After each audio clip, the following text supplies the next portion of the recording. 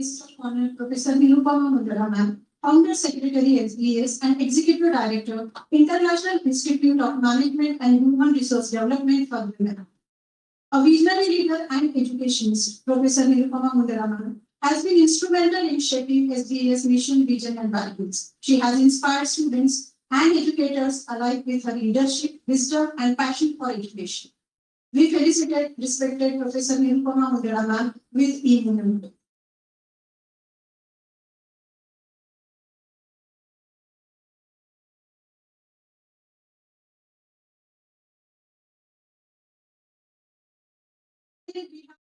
Guest of honor, Dr. Devidas, Professor Dr. Devidas Gogla, distinguished academic leader, currently serving as the Director, Innovation, Incubation and Linkage at Savitribai Phule Pune University, and member of the NEP Task Force, Government of Maharashtra. With over 24 years of experience across leading institutions, he has contributed extensively to teaching, research, industry, consultancy, and academic administration. His expertise span design thinking, industry academia collaboration, innovation ecosystem, and policy implementation. We felicitate to Professor Dr. Devidas Gowda with the e-momentum.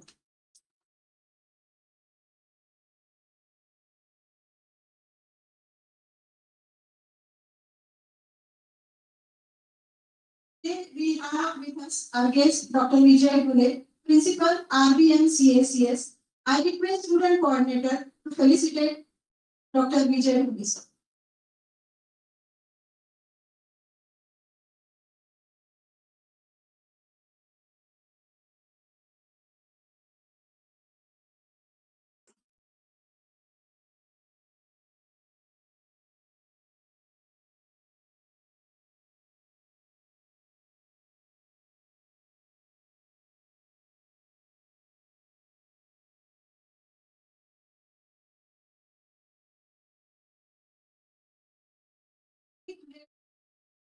Student Coordinator to felicitate respected Dr. Anamika Singh, Director SVIMS and Group Director SVPU Project.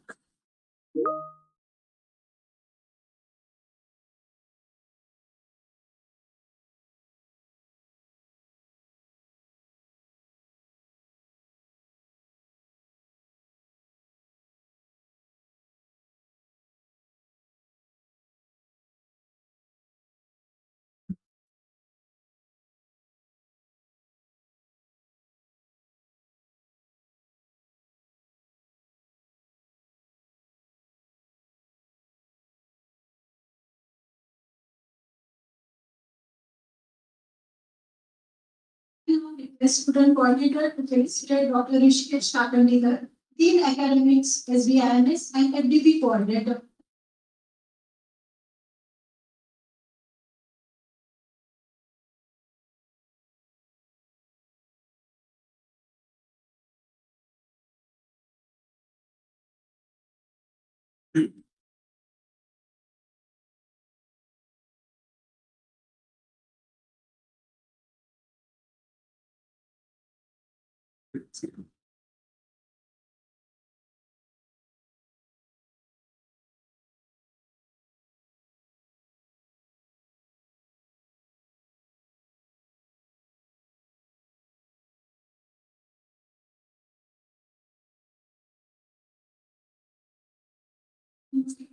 Rishikesh Kakandikar, Dean Academics SVIMS and Assistant FDP Coordinator to deliver welcome address and brief overview about the 6 days faculty development program.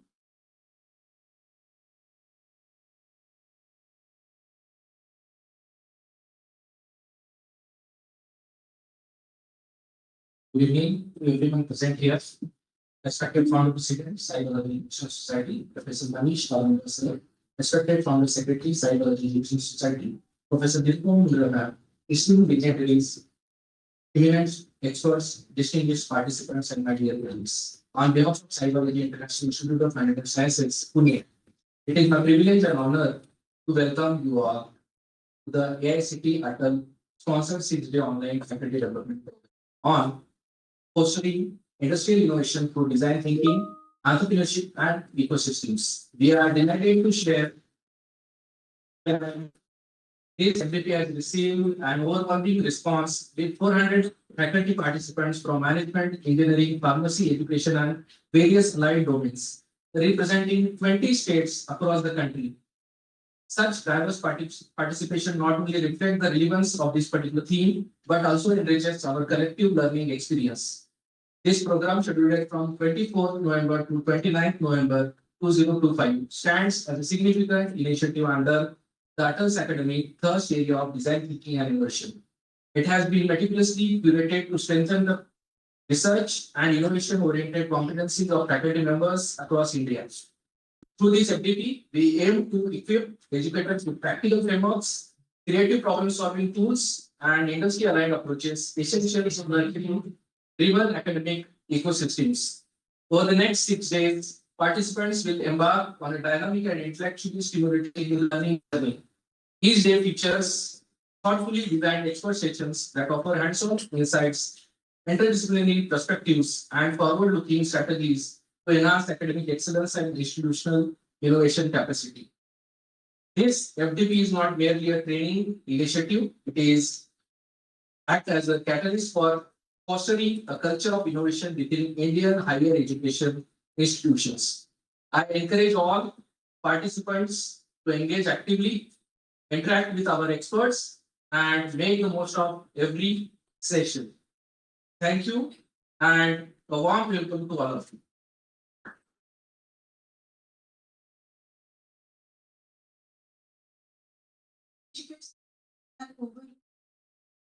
Now I request respected Dr. Anamika Singh, Director SBIMS and Group Director SPPU Program, to deliver the Director address.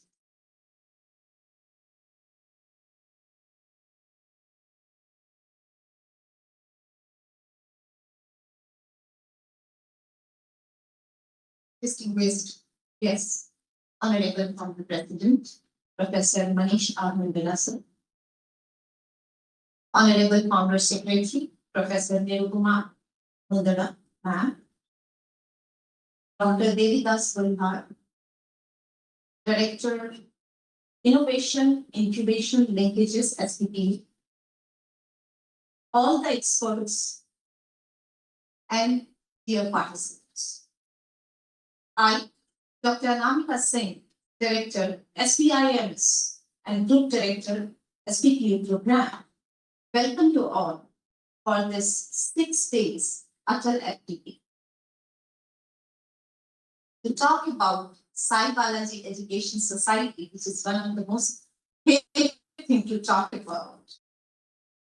An institution which had glorious past, gleaming present, and future with splendor and abundance. So huge round of applause for my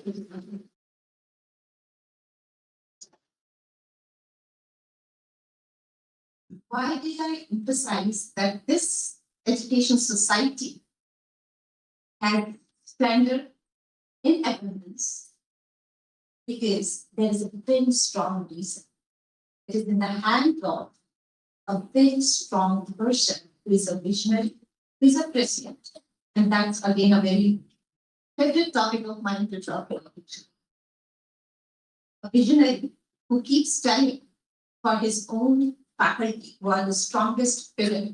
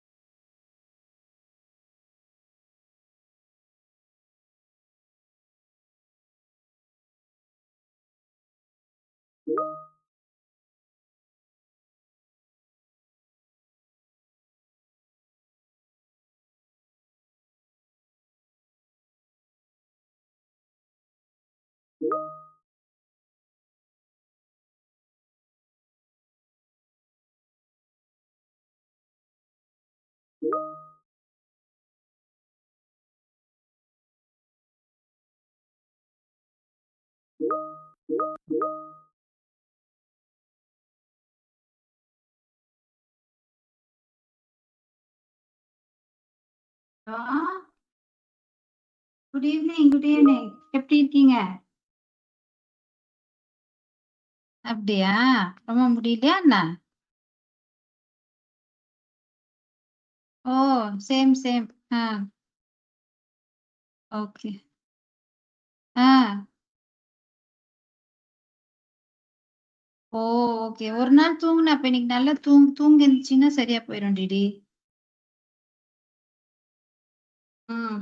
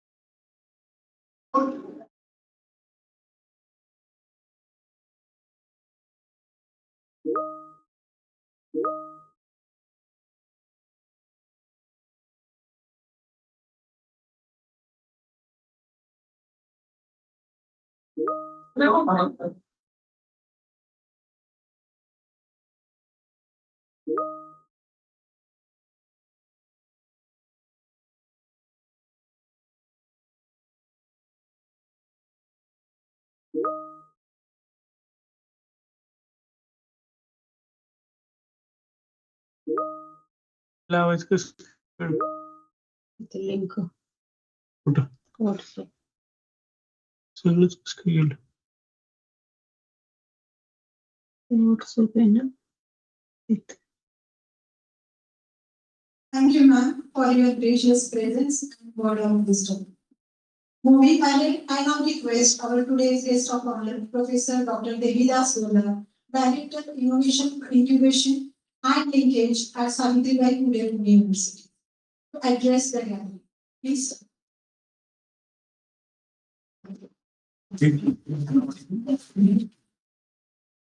Team Titilile Netiti.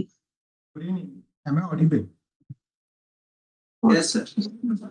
Yeah. Thank you so much. Don't you know what today? Vikas Dole, sir, can you just mute yourself, please? And Suresh Babu. Mute all. The speaker can speak. Yeah. So thank you for calling me in. First of all, thanks to all the dignitaries on the dais. Sai Balaji Institute, it's all being pioneer in running such kind of conferences which are very contemporary in nature. Organizers, could you please request the participants to put themselves on mute? The constant disturbance. I think this particular theme is very relevant in the context what we are into, because if you look at the background or backdrop, we came in national education policy. We had one disruption in the form of a COVID. Then there's another disruption that is happening in the academic fraternity as well as in the industry, that's of AI. And in this entire context, where does academia place itself? That's always been a debate from the last almost 1.5 years.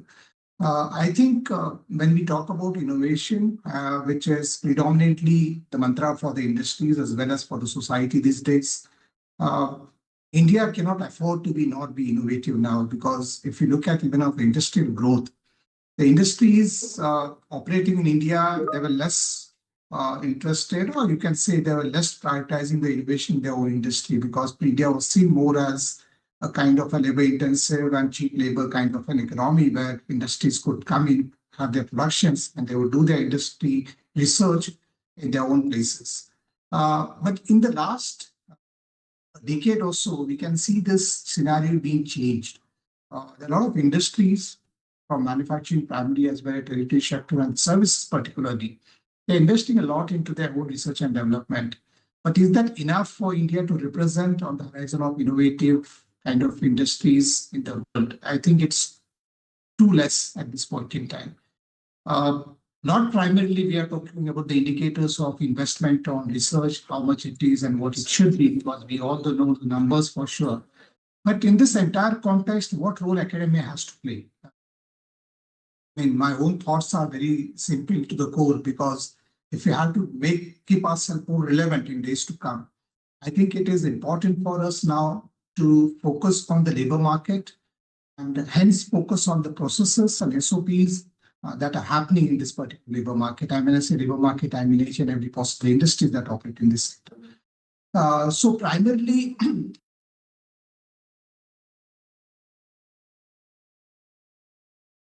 sorry, I mean, the organizer muted me itself. So primarily, I don't know, since when I was muted, just to briefly recollect, Institute has a lot many contemporaries these days, and particularly when we talk about this, this organization is itself a management institute, and I was told that there are participants from professional colleges. I think there are a lot many contemporaries that are going to exist in days to come. One, industries are trying to create their own ecosystem. Why they have to do it? For the very simple reason they find it's very cost effective and it is also very economic, not just cost effective, but it also is very convenient for them to do so. For the simple reason, like yesterday, day before, Accenture announced that they are going to launch a program in AI for non-tech and tech people. They have tied up with IIM Kolkata. So are students going to get into such kind of finishing schools? Are they going to prefer institutions as compared to the industries which have started their own finishing school? Knowledge industry started way back and they are rampantly doing it. Manufacturing also have started. In Pune, at least we have more than 10 finishing schools in the industry.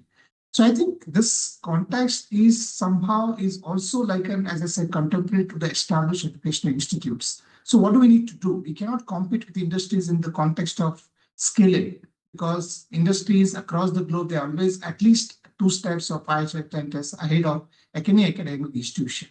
So this is the era where we start collaborating now. I think this particular context is well understood by all the regulatory bodies, more so with AICT and UGC as well.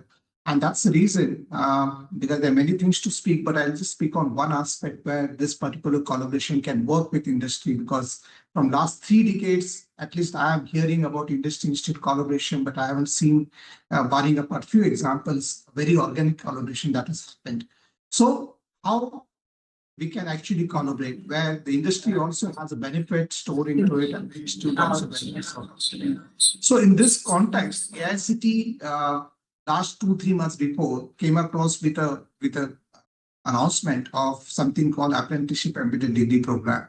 Now, how is this all relevant to industry innovation? Because innovation is nothing but trying to look at the improvisation in the regular SOPs, in the product development, services improvisation likewise. I think this would be more effective when industry and academia, they work hand in hand. And ADP is one of the interventions which AICT has come across with. With ADP, students can actually take up an apprenticeship during the program. Earlier it was after the program, now it is during the program, and during the part of the apprenticeship, they don't have to study any of the subject nor have to worry about any exams at the institute. I think this particular intervention is a game-changing intervention, if I'm not wrong, because when we spoke at various industrial houses and industrial associations, most of the industries are very thrilled and they're excited about this particular ADP program that was launched by UGC as well as AICT. I think with whatever the possible discussion that are going to happen over a period of another 3, 4, 5 years for the duration of the FDP, our focus has to primarily as a teacher, what possible, because when I say industry institute collaborations, it is never in the institute, it is individual. It is the individual who brings that particular collaborations. So as a part of my profile or little beyond that, even if it's not mandated to me, how do I actually make my skill set more relevant and do so? What skill set do I need to include? And in particular, looking at the context of AI. Because industries certainly are looking for people to have a kind of a breakthrough solutions which are very cost effective, novel. And in this context, can we actually start looking for industry problems? That's the first step. So if you start looking for industry problem, most of our research would be directed to solve that industry problem and not other way around. Because at this point in time, most of the universities, institutes are carrying on research without making a complete kind of need analysis of what is required in the society. So that begins the first step towards open innovation and the further SOPs that are required for the industries to develop. The second is, if I can do so, with kind of an interdisciplinary or multidisciplinary kind of collaboration with other faculty members. I think there is, because history is witness to the particular fact that most of the innovations or discoveries that have happened because of the interdisciplinary nature. So when I say, for instance, I'm an economist, what is storing for me in machine learning? What is storing for me in OpenAI? And how do I make my subject, my particular faculty, more relevant? How do I actually collaborate with other disciplines? So that's the first step, as I say, is the beginning of being interdisciplinary and hence towards novel things. So with this kind of interventions in the FDP and some of the regulatory interventions in the form of ADP, because that's a kind of an opportunity for faculty member as well, because most of the industries are now wanting or willing to take the faculty members on leave to work with them. And this, I think this particular, handshake appears to be little organic, appears to be more sustainable. So if the deliberation in the next 5 days discusses particularly about those intervention and the ways in which it can be strengthened or to institutionalize is what can be done, I think that would be a great outcome for this FDP. I again congratulate the institute for taking up this particular theme, because it's so relevant and so contemporary in nature, and also the teachers who have enrolled for it, and wish you all a very good learning. I'll share my email ID as well, and I would really eager to know that what is the topic that we discuss and what was the possible outcome as a form of a learning. If I could contribute in that context also one-on-one, I'll be happy to do so. But thank you so much for inviting, and all the best for them.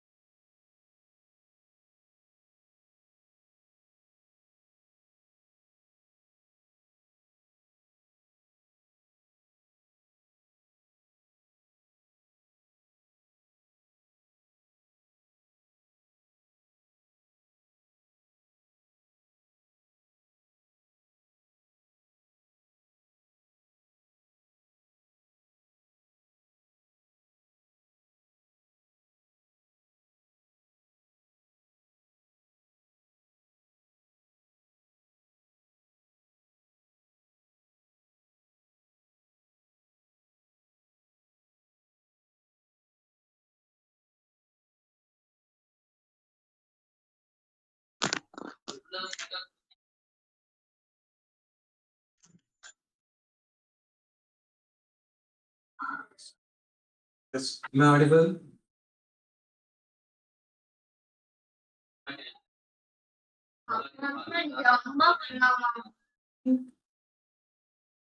Yes. Can you speak? Yes. Am I audible to the people whom I'm going to speak? After all, yes. All right. So once again, good evening, the organizers. First of all, it's a very good initiative. The FDP, 6 days FDP, and a lot of hard work has been done by Dr. Rishikesh Kakandikar. Please give him a big round. And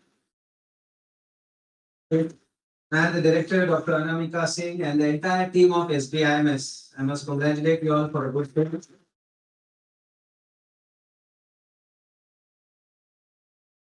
I also would like to appreciate and really salute to all the faculty because right now it's 6:30 p.m. All over India, I have heard more than 400 participants are there. That shows the future of the country is in safe hands because faculty who are eager and ready to learn, that too at 6:30 in the evening, which is definitely a. We take this opportunity also to appreciate the hard work and the way the country is moving in this particular last 10 to 12 years, if you would see. This particular initiative of the AICTE giving the sponsored FDP of almost 1 lakh rupees funds they have given to SBIMS for organizing this. So that shows the government's intent for the faculty development all over India. That also shows the leadership of Prime Minister Modi and how the country is going in that direction. So really thankful to whoever is doing. The ecosystem is created for good ecosystem. Good government is needed in the country. And youngsters, students who are organizing this program were sitting there. I'm sure you understand what I'm trying to tell you. That without good government support, no educational institute can move ahead. Private institutions like HEIs has got the sponsorship from AICTE, which is a very good thing. And you all are doing a good job by bringing the best possible trainers and best possible whatever ecosystem you can create. The topic itself is very attractive. That can be also one of the reason of the 6:30 to 9:30 show, which all of you all are here.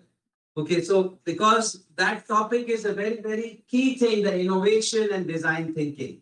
And most important, what the country needs is the entrepreneurial ecosystem. Faculty development, now 6 days, all the faculty you all are going to attend. The students may not be able to attend it, but through you, they will learn what exactly was learned by you all and how innovation and design thinking can help them to become better leaders, better managers, and better entrepreneurs. Okay? Being a B school, SBIMS, but yes, today this FDP is catering to more than 6 schools, as you said, 6 disciplines, engineering, pharma, and across the disciplines. That itself is a very good initiative. Once again, congratulations to all the organizers, all the faculty. Wishing you all happy and good learning, lot of knowledge. And let's hope for the best. Thank you. 6 days of learning. Once again, congratulations and all the best. Thank you.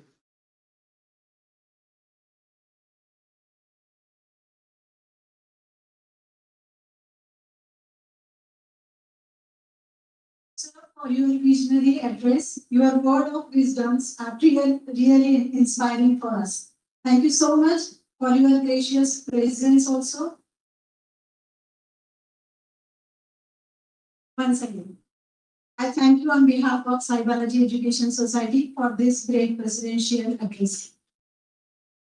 Now we will move towards the vote of thanks, the formal vote of thanks. I invite FTP co-coordinator Dr. Yashwant Lembesa to propose the vote of thanks.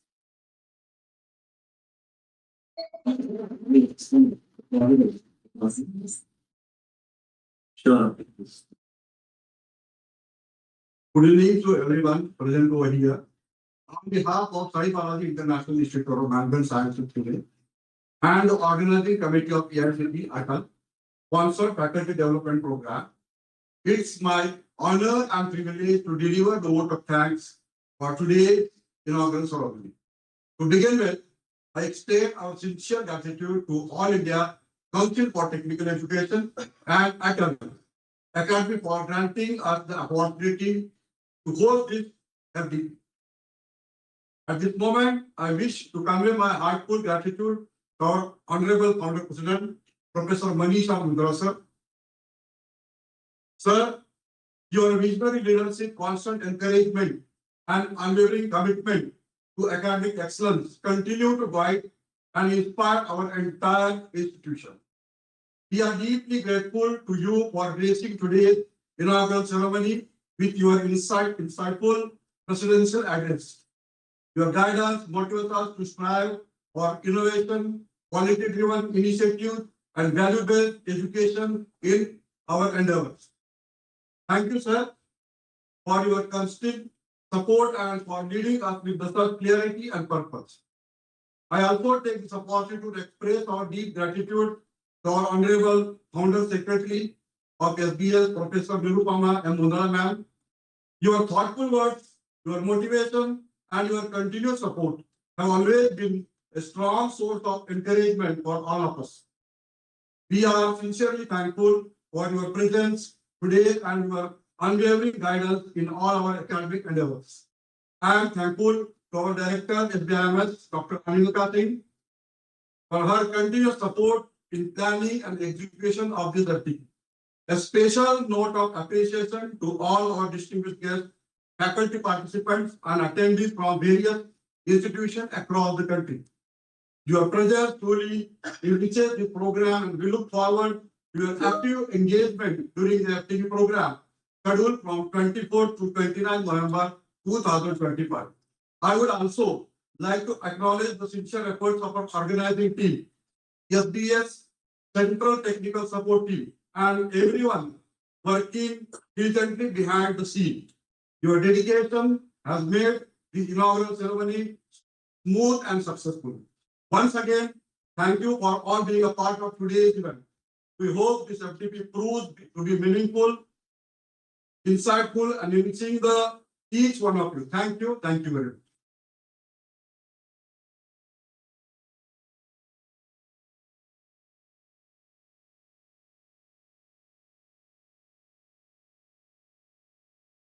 Thank you, sir.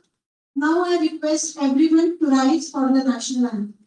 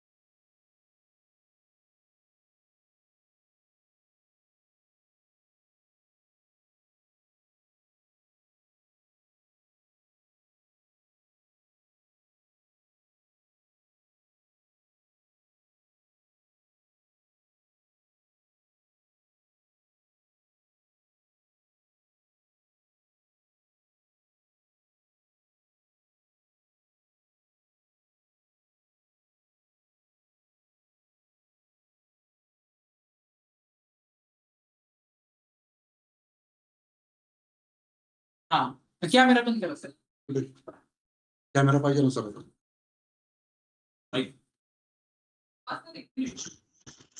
Hello. This is Dr. Devnath. Would somebody let me know what exactly is going on? Shall we proceed or what to do? 2 minutes, sir. Camera on. Good evening, Lalit sir.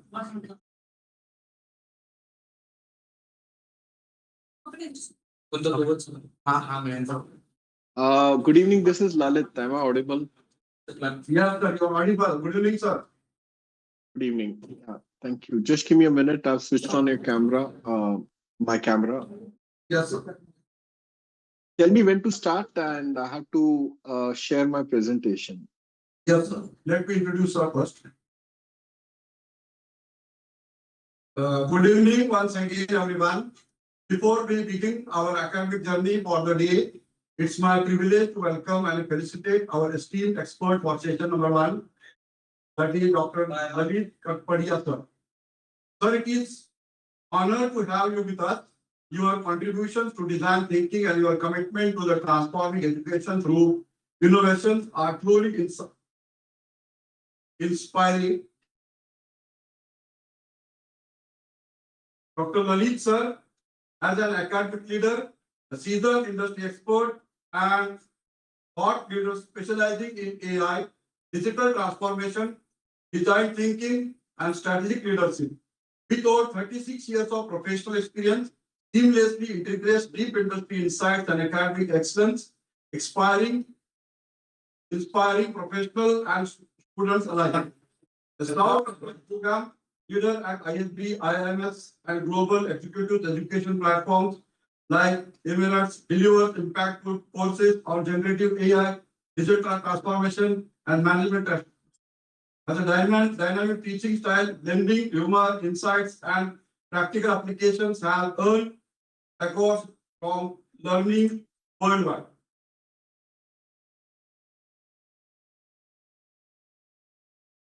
Sir, before we begin the session, on behalf of HEIs International Institute of Management Sciences, Pune, and organizing committee of Atal FDP, we extend our heartfelt gratitude for accepting our invitation.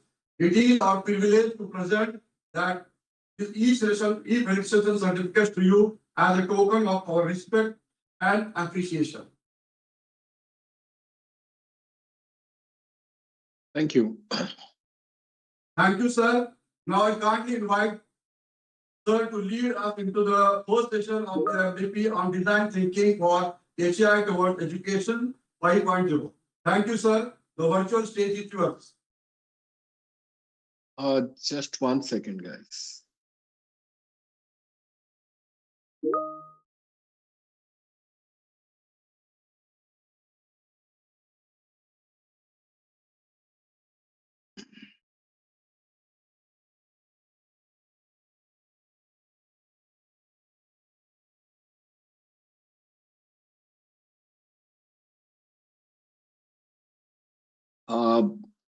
Is my screen visible, guys?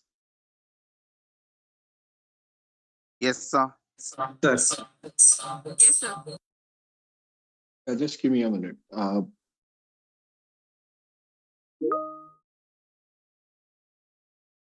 Good evening, everyone. Just give me 1 second. I'm trying to familiarize myself with Teams. I'm actually more of a Zoom guy. So, first of all, am I audible to all? Can you confirm in the chat if I'm audible, guys? Yes or yeah, thank you. Yes, sir. Yeah. Good evening, everyone, and welcome to this session on design thinking for higher educational institutions towards education 5.0. My name is Lalit, and I'm going to try and make this topic a beautiful one. Before I start, I want to thank the folks at Biology International Institute of Management Sciences. I want to thank Dr. Anamika, Dr. Rishikesh, Professor Nirupama, and Professor Manish. A special thanks to Dr. Rishikesh specifically because he's been very much doing a lot of good work to get me on board this program. And I'm also privileged enough to be anchoring the first session over here. So let me just begin by telling you that what am I going to be covering today? I'm going to be getting you into design thinking. I'm going to be getting into 6 examples of innovation. Then I will also show you the Bank of America innovation. I'll show you the official trailer on design thinking. What is design thinking? And if you all are okay, we will practice design thinking. Not that just I want this to be a theory. I would like all of you to consider this as a exercise in design thinking. I see Dr. Srija's message. Please check audio.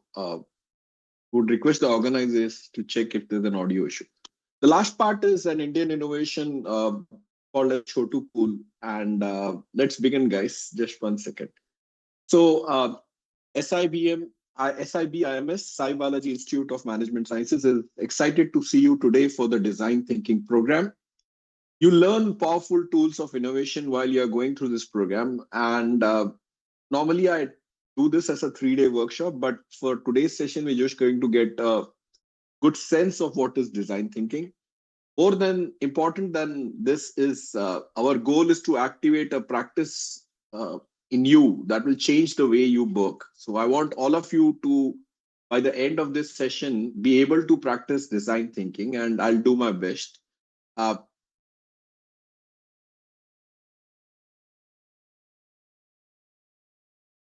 Sorry, guys, this is.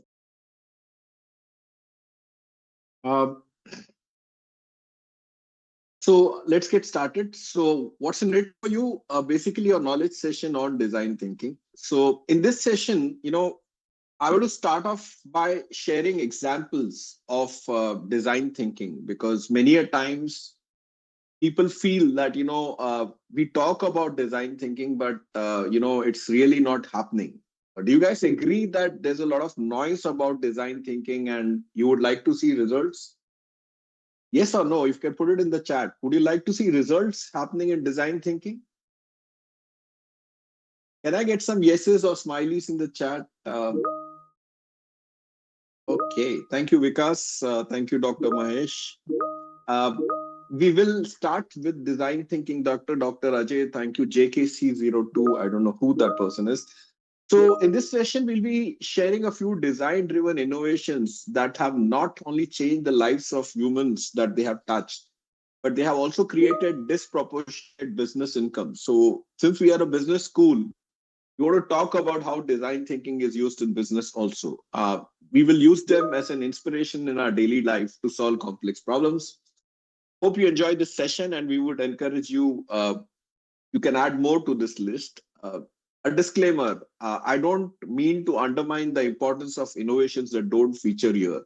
What I'm trying to tell you is that there could be other innovations, but I'm only showing 6 of them. So the first thing is that, which I want to share is, an example of design thinking is the pirate ship design thinking innovation example. My question to the entire audience would be, how many of you have undergone an MRI? How many of you have undergone an MRI scan? I see a lot of you saying yes. I just want you to, Dr. Megha says yes, Vetriwal sir says yes, Dr. B. Suresh says yes, Rajesh Kumar Singh says yes. My question to all of you is that, what has been your experience when you go through? Thank you, Dr. Ajay. Thank you, Dr. Nikita. I want you to tell me what has been your experience when you have undergone this. Anyone wants to describe their experience?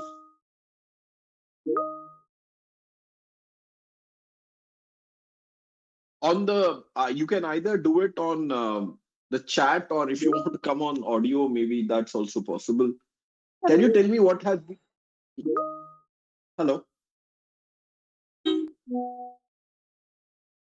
Fear and tensed, yes. Yes, fear says Dr. Sachin. Dr. JKC2 says fear. Surya Narayan says yes. Dr. Priyanka Yadav says it caused vomiting, trouble with a lot of fear. Yes, Dr. Ajay. So I just want to tell you how design thinking was used in this situation. Claustrophobia, says Dr. Zakaria. Uh, can someone mute? I believe someone is talking parallelly. Could you mute yourself? Sorry. So, just one second.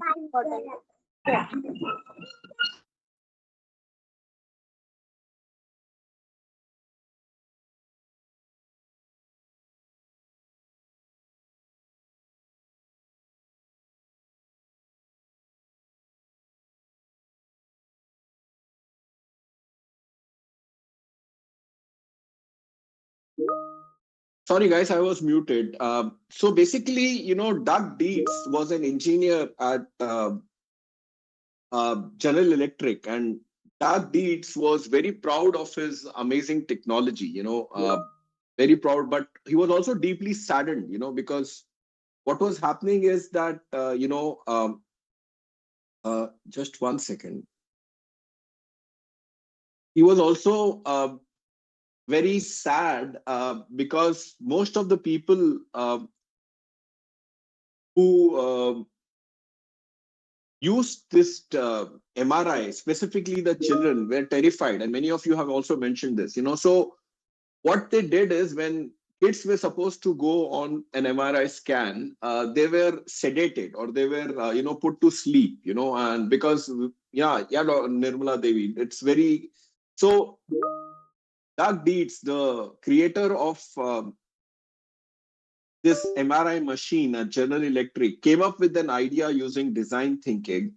And if you see this picture on the left, he created the MRI machine to look like a pirate ship. And he had the room decorated with their favorite adventure series characters. Basically, if you remember, there is this Captain Sparrow, and the movie is Pirate Island, if I'm right. I'm not remembering the movie. If you see the picture on the left, that's showing how the MRI room was converted into a pirate ship, and all the characters of the pirate island were put in, and Pirates of the Caribbean. Thank you, Dr. Zakaria. Sorry. And after this was done, this was design thinking in action. Kids loved the new experience. They were not afraid of going through the MRI, and quite a few of them were actually wanting to come back. Parents were equally relieved. Sedation rate went down from 80% to 10%, which means the kids were no longer being put to sleep. And both hospitals and parents also benefited commercially. So this is the first example of design thinking, on the MRI machine. I wish we in India to do that also. The second one, which I want to give you, is Swiffer by Procter and Gamble. Quick one. How many of you have done jhadu pocha or mopping in your houses during COVID?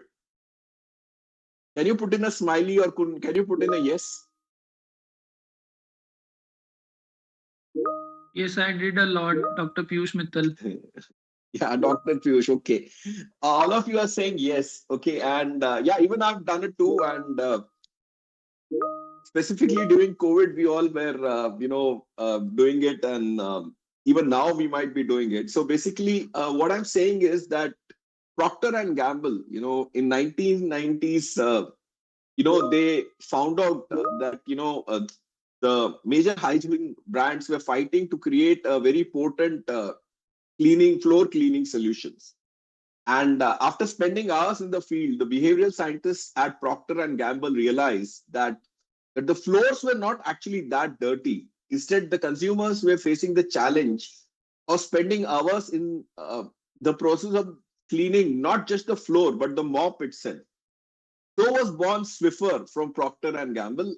It uses a razor and blades business model. You all must be aware of a razor and blade business model, which is where Gillette, for example, charges you very zero money for the razor, for the handle razor, and for the cartridge or the blade, it charges you a lot of money. And similarly, HP printers, or printers nowadays, the printer is not expensive, but the cartridge is. So this behavioral scientists at Procter and Gamble came out with the Swiffer, where the consumer purchases the handle, which is this top one, and instead of spending hours both the floor and the mop, now they can simply change the cards through an easy mechanism. So basically, I don't know how many of you have switched to this, but nowadays, I don't remember, but earlier on, people used to use a bucket of water and then a mop, which was a cloth, and that was very painful. Do you guys remember that? Have you seen mopping being done in India with the mop, which was a piece of cloth and a bucket of water?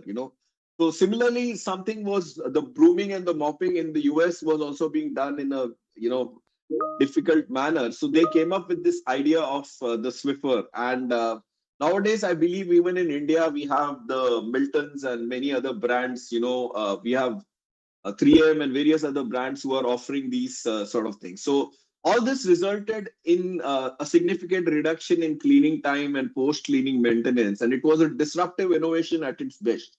So I don't know how many of you know, but disruptive innovation was started by Clayton Christensen, Professor Clayton Christensen at Harvard. And design thinking is one way in which you can, do disruptive innovation. And with this disruptive innovation, the Swiffer brand became a $500 million brand spread over 15 countries. So that's what is another design thinking innovation. Airbnb, how many of you know about Airbnb? Have you guys used an Airbnb? Have you guys used an Airbnb? Dr. Priyanka says yes. Dr. Zakaria says yes. Dr. Sumati says no. Okay, let's say that Dr. Rishikesh has a bungalow in Pune and Lalit lives in Delhi, and I'm coming to Pune for a day, and I don't have a place to stay. So, and Dr. Rishikesh has a property, a bungalow in Pune, which he offers for rent because he does not stay there, he's somewhere else. So he has that property and she can give for rent, So Airbnb came up with an idea wherein if you have a property which you can, and many a times we can't afford a hotel, it could be very expensive, So Dr. Rishikesh, for example, puts up this bungalow. Dr. Rishikesh, do you have a bungalow in Pune, by the way? If yes, please acknowledge. Basically, Dr. Rishikesh puts in his bungalow on Airbnb that it's available for rent. And let's say I, as Lalit, want to come to Pune, then I can go to Airbnb and, I can take Dr. Rishikesh's bungalow on rent for 2 or 3 days while I'm in Pune. Now, the point here is that we both are strangers. Dr. Rishikesh is a stranger. I'm a stranger. We both don't know each other. Yet, he gives his property to me for rent for 3 days. So, Airbnb is the platform which does that. And I think many of you have used it, but many who have not. For example, when I too travel to Goa, instead of staying in a hotel, I might use an Airbnb property. So, when Airbnb did not solve any problem per se, but Airbnb conceptualized a platform that would allow people to trust strangers, like Dr. Rishikesh could trust me, and rent their own spaces to them, including living room, kitchen, and even their bed. However, how could he design for trust? Which is that, how could Dr. Rishikesh trust me and I trust Dr. Rishikesh, because we both don't know each other. So Joe Gabbia, the founder of Airbnb, the platform, revealed that he bet his whole company on the belief that if he could get review from strangers, from another set of strangers, that means if I could provide review on Dr. Rishikesh's property, I'm a stranger, he's a stranger, then it could break the mistrust between the barrier. And that's how the whole business problem was reframed and redesigned. And now Airbnb, is a platform which has become a leader in its category, about $40 billion, and it absolutely has no properties. It has served 150 million guests and is present in 65,000 cities. what you're looking here is that, what it is looking is that, we have now many hotels like Marriott or Hyatt or Taj and many other people. Airbnb does not have any property, but using design thinking, it has become one of the, leading provider for rental spaces. And yes, I don't know how many of you know, but Oyo Hotels or Oyo was designed on this concept only, which is an Indian version, where they tried to compete with Airbnb. The next example, Starbucks. How many of you have been to Starbucks? Can you type in a yes? I'm going to explain how always. Okay. I want to ask all those people who are saying yes. Starbucks, the coffee costs 400 or 300 bucks, right? Or a cup of tea costs 200 to 300 bucks. Am I right? So why do people still go to Starbucks? It's a question, and that is the problem which Starbucks solved. Anyone wants to tell me why do they go to Starbucks? Experience, very right, Dr. Vikas. The ambience and luxury. Yes, Dr. Priyanka. So basically, Starbucks, this is the story. This is another example of design thinking. The food and beverage industry was struggling with dropping sales and poor margins, particularly around 2007. And Starbucks interviewed a lot of coffee drinkers, thinking what is it that they actually wanted from a coffee shop. And the overwhelming consensus was that it had nothing to do with coffee, actually. It was what consumers were looking in for was a place of relaxation, a place of belonging, and they sought an atmosphere. Okay. And the brand ambience, Dr. Rudranshu, I also saw your offer in free words. So they created these round tables in Starbucks. If you see the left hand side, I'm highlighting it with a highlighter. They created this, round tables, wherein these round tables in Starbucks were the result of design thinking, and they were created in an effort to protect self-esteem for those coffee drinkers who are flying solo, which means that people who came from another city, it was to protect their self-esteem. They didn't know anyone in that city. So, and in these round tables, there are no empty seats. The service counters were built of natural materials like warm woods and stone, as someone said, brand and ambience, rather than plastics and metal to create a homier atmosphere. Thus, Starbucks has created an experience that has changed the whole food and beverage industry, and it is what has made us spend $4 for a cup of coffee, or maybe 300 bucks or 400 bucks for a cup of coffee. Yeah, I agree, Dr. Zakaria. It's also the high quality ingredients, but I agree with you also on the premium experience. So this is another example of design thinking. So the next example I want to give you is of Netflix, on how Netflix has used design thinking. Quick one. How many of you have a Netflix connection? Can you put in a smiley or a yes in the chat, please? Dr. Sumati says yes. Dr. Priyanka says yes. I'm just getting some familiar names. All of you, majority of us, I believe. Yes, Dr. Zakaria. Can I get others to respond, guys? We have 230 people in this session. And I want every one of to acknowledge if you have it. That would make my session interactive, and it would ease me off also of the tension that, I'm not using. Thank you, Dr. I'm unable to chat actually. Who's this? Sorry. This is Dr. Asawari. Yeah, Dr. I'm Asawari, it's unable okay to if you can. Yeah, it's okay if you. I'll request the organizers to help Dr. Asawari come on chat. But Dr. Asawari, go on. You wanted to say something.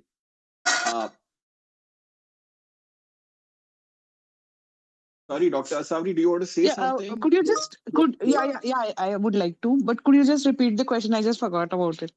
The question was, how many of you have Netflix? I do. Simple. You do. Okay, fantastic. So here's the case, guys. Netflix is a fantastic example of design thinking. What happens is, and this is the Netflix, tagline, who needs a social life when you have a Netflix and a fridge full of food? Basically, I just want to tell you that, Netflix is also an example of disruptive innovation. And,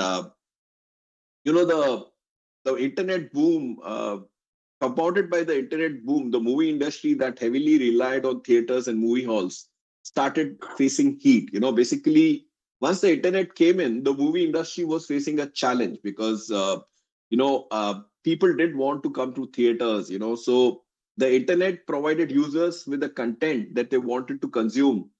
So basically, the internet provided a way by which you could watch content at home, and conveniently. For example, if you go to a movie theater nowadays, a movie theater ticket costs $500, and a popcorn would cost around 300 or $400. So basically, Netflix came up with the idea of, how would they leverage this trend of watching movies at home in a structured manner with a proper business model around it.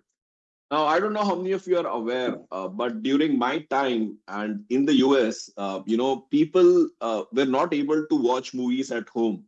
We would rent out video cassettes and a video cassette recorder. I don't know how many of you remember those days. Similarly, in the US, there was a chain of stores called as Blockbuster. Thank you, Dr. Zakaria.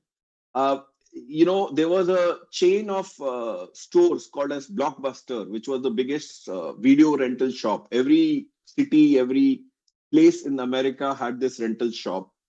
And then came in Netflix, wherein they started a web-based catalog service. So they said they started competing with Blockbuster. And instead of having a physical shop, they had their entire catalog of movies available on the internet. And, whenever someone wanted a movie, they would courier that movie video cassette or DVD to that person. And that's how they started. But later on, they started internet streaming video, and once they started internet streaming video, which means that you could watch a movie at home. So everyone felt that Netflix is a technology company, but they said no. They used design thinking, and they said that, hey, we are not a technology company only. We are actually a content provider, and they spend over $6 billion on content. And they also do analytics-led personalization. For example, if you watch a movie, then Netflix says that since you watch this movie, you would like this movie. And then, they also develop Netflix socks, which would pause streaming as soon as the person sleeps, commitment rings, which allows streaming of people when both partners are wearing. And Netflix took on Blockbuster head-on and forced it out of business.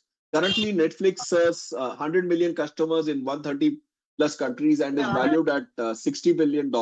Even in India, I don't know how many of you are aware, there are many Netflix serials which have been good. And they started with House of Cards. And when I teach analytics and AI, I talk about how, sorry, someone is speaking. Can you please mute yourself? So when, even in India, when I teach analytics and AI, I also talk about how they're using recommendation engines, and with design thinking, their content is very good, and how they have been, one of the most successful companies after using design thinking. They also have region-specific titles. Yes, Dr. Ashok Zakaria. इसमें mic नहीं सुने आ रहा कहीं को? 1 second, guys. Dr. Shanaz Begum, can you mute yourself, please?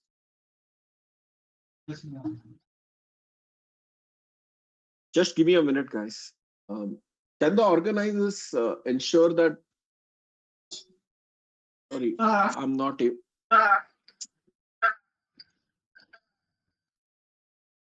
1 second, guys.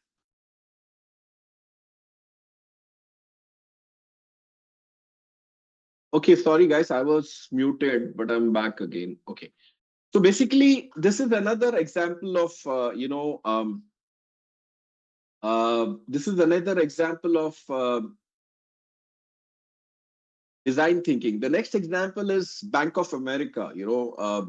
this Bank of America came up with an example of keep the change. So in the US in the early 2000s, banks faced a critical problem on how do we get consumers to open accounts. So Bank of America hired a design research firm that observed families and interviewed people on the streets. And the insights which they gathered was that people round up their check entries and financial transactions and it was more convenient. So let me tell you, in the US, if you've been to the US, instead of paying cash, you can, these are the olden days. You could write a check, and give it to the shopkeeper or anyone. Now, the moment you write a check, the Americans were having a problem, that if you have to pay me 15 rupees 50 paisa, then they would find that a bit difficult, and basically they would either pay 15 or they either pay 16. So based on these insights, because the people were rounding up the financial transactions, as that was more convenient. Instead of writing 15 rupees 75 paisa a check, they would write 16 rupees. So basically, with this example, Bank of America came up with an idea of keep the change. So basically, every time someone bought something with the Bank of America Visa debit card, the bank rounded up the purchase to the nearest dollar and transferred the difference to the savings account. What that means is that if I bought something for 15 rupees 75 paisa, then Bank of America, the debit card would round it to 16 rupees and pay the shopkeeper 15 rupees 75 paisa, and 25 paisa went into my account. And that was the example of keep the change, And with this design thinking, idea, 200,000 new customers signed up in Bank of America in 1 quarter. And within the first year of launch, 2.5 million customers signed up. So these are all examples of keep the change. Do you want to watch a video of the keep the change ad which Bank of America came up with? Yes or no? If yes, I can show you that video, guys. I have it with me. Do you guys want to watch the... Okay, I'll show that to you, Dr. Mahesh. 1 second. 1 second, guys. जो बातें अपने दोनों बच्चे ऐसे छोटी वाली का आयशा को हाथ लड़की को स्कूल छोड़ के आ गई फिर दोपहर में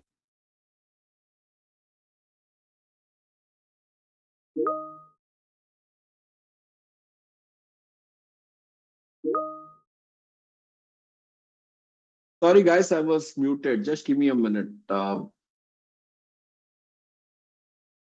Quick question to the organizers. If I have to share a video, do I have to share the sound also? And how do I do that? Include sound. Okay, I have it. Thank you.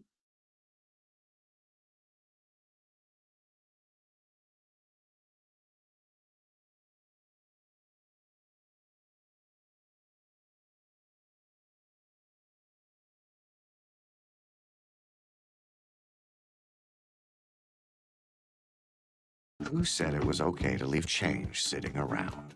Hanging out in jars, lying under cushions with old French fries. This is America. Do we let the sun just shine or the wind just blow? No, we put them to work. With Bank of America's Keep the Change, every check card purchase is rounded up and the change slides from your checking to savings. So far, our customers have saved over $1 billion. Wouldn't you like to have a slice of that? You can't. So that was... just give me a minute, guys. From the GCP perspective, meaning global credit products, we So was the sound and audio and video clear for the movie, the video clip, guys? Was the... Sorry, guys, was the video and... Yeah, okay, Yes, sir. fine. Thank you. Just 1 second. Yes, sir. Thank you. Yeah, fantastic. Yeah, I don't know of an Indian example, but I'm going to show you an Indian example at the end. But I don't know if any bank has experimented with this. But this was financial institutions using,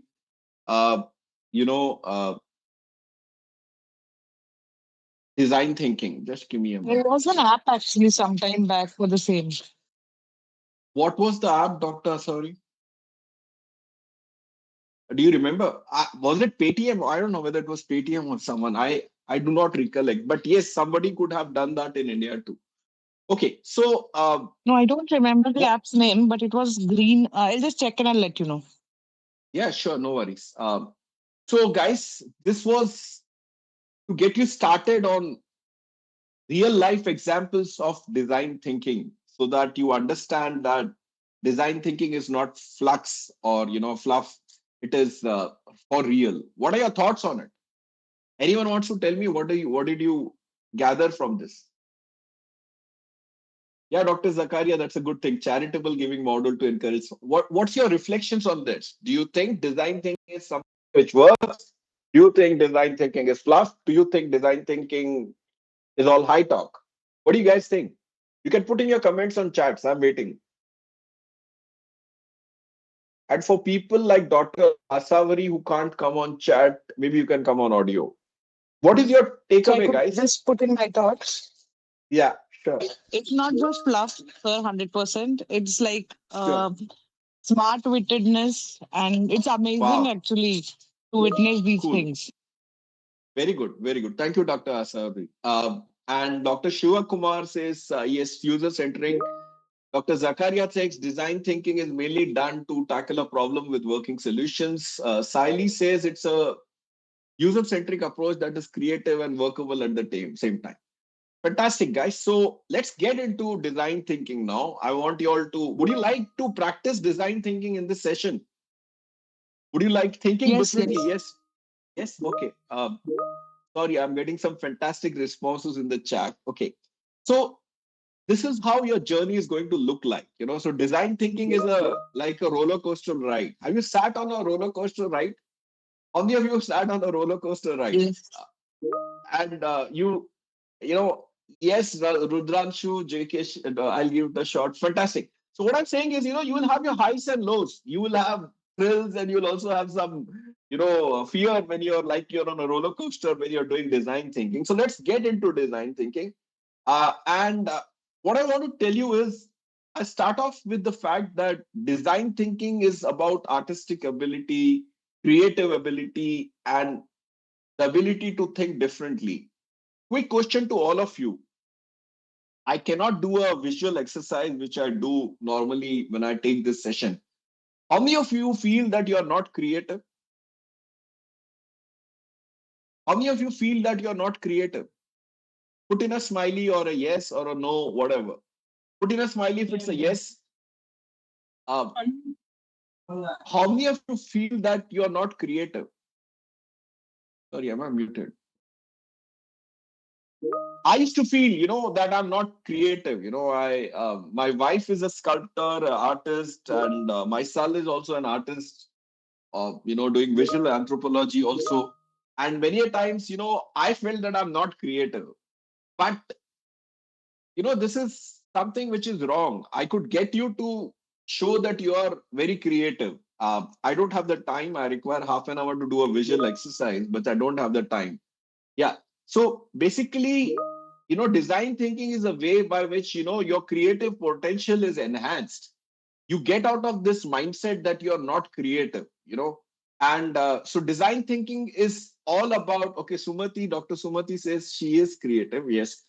Amit says I am creative. Okay. So design thinking is all about artistic ability, creative ability, and that too to think differently. And one of the things is, uh, design thinking, what it means is, the designers use a lot of creative strategies.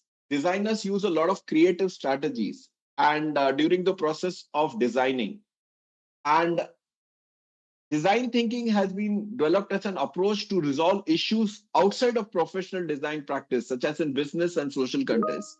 So what we're saying is design thinking is all about, everyone using creative strategies which designers use in their regular work.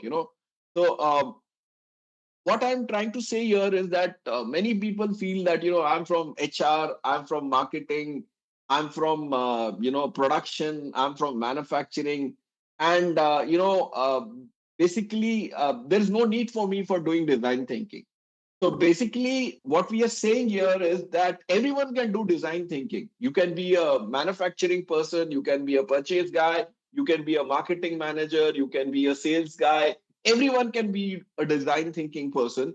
And basically, what it means is that design thinking is a way by which ordinary people or all of us can use the creative strategies which uh, which uses the strategies which designers use for at your regular work. Sir, would you consider design thinking to be a mixture of the creative and the logical? Absolutely. Very good, Rudranshu sir. Fantastic. I'm going to cover that in detail. So basically, I want like to know, yeah, someone, Dr. Piyush, you raised your hand. You want to say something? Or you want to put it in your chat? Okay. What I'm going to show you is the official trailer. I actually raised my hand just to tell you that I feel myself many times unproductive or non-creative one. And you were asking that Okay. question. Sure. No worries. We'll get rid of that concept. Every one of you is creative, and that's what, because this is a short session, otherwise, I do a creative exercise with all the participants, wherein I prove to them that you all are creative. I don't have that much time, so please forgive me for that. So, in order for you to understand design thinking, I will start by showing you an official trailer of design thinking. Can I show you the official trailer of design thinking? If yes, put in a yes in the chat box or a smiley in the chat box. I like smileys. Just give me a minute. And for people who can't type on chat, you can come on audio. 1 second.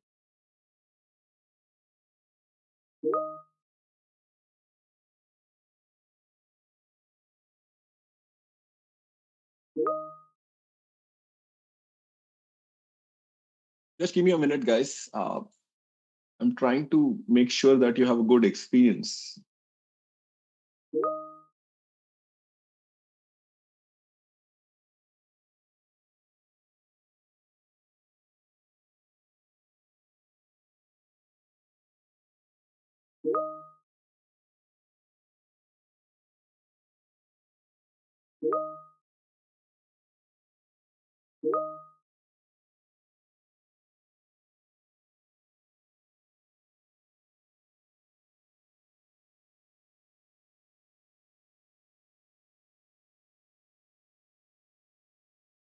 I mixed. Look at what's happening now. There have been fundamental changes in the way people think about problems, the kinds of problems that occur, and certainly the impact on design. Now, my definition of design thinking is applying the methodologies and approaches of design to a broader set of issues and problems in business and society.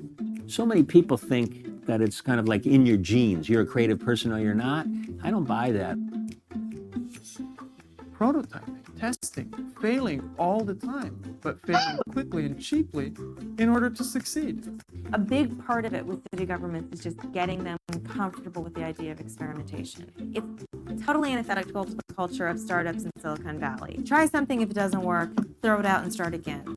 Now, when the government came to us and asked us to redesign the ballot, we said we wouldn't redesign the ballot. But what we would do is redesign the election experience. If I didn't have to just pick boring, ugly bike, pre-built, off the shelf, if I got to choose the color of the frame, the color of the wheels, what would my bike look like? I think it was called Flower Power was the internal input, one of the IMAX, and it wasn't a success. It lasted in the marketplace for 6 months. Some people are saying, oh, I hate the word design thinking. If you're only thinking, then you're not doing. Some of the aspects of design thinking are simply suggesting that designers are not thinking. It doesn't matter what the problem is. I can go in and solve it because I'm a designer. I once had a guy come to me and literally say, it ain't show art, kid. You know, it's show business. Why is it that big, huge corporations get beaten by kids in garages?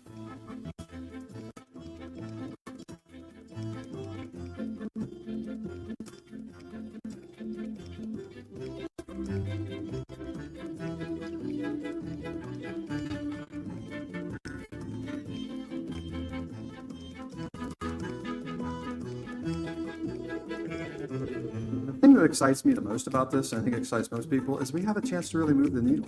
We have a chance to make a difference on a significant level when we get all these pieces moving together. That's what gets me up every day. So guys, that's the trailer for design thinking. Did you notice the word educators in that video? Did you notice that word educators there, guys? Yes or no? Yes, sir. Yeah, so that means that all of us can use design thinking. That's the point which I was trying to make. Design thinking is not only for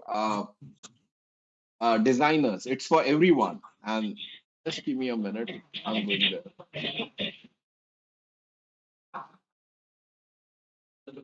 So,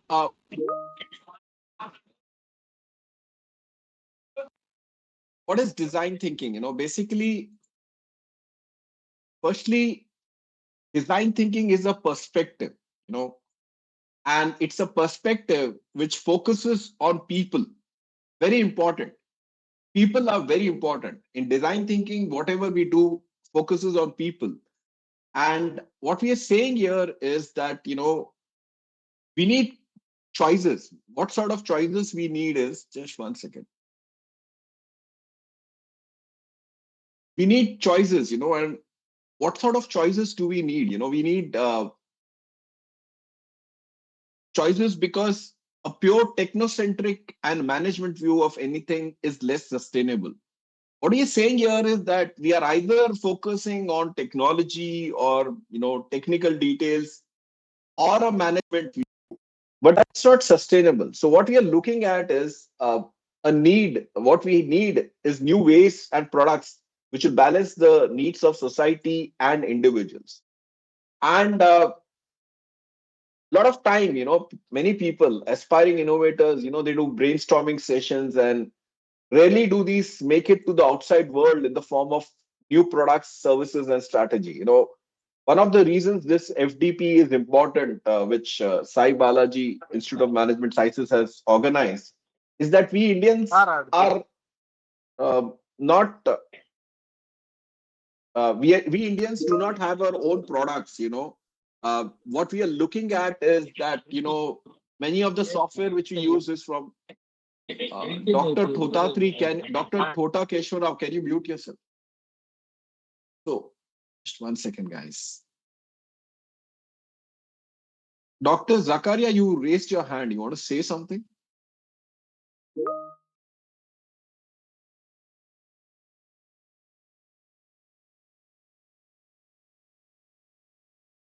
Okay, fine. So, Dr. Zakaria, what I'm saying is that,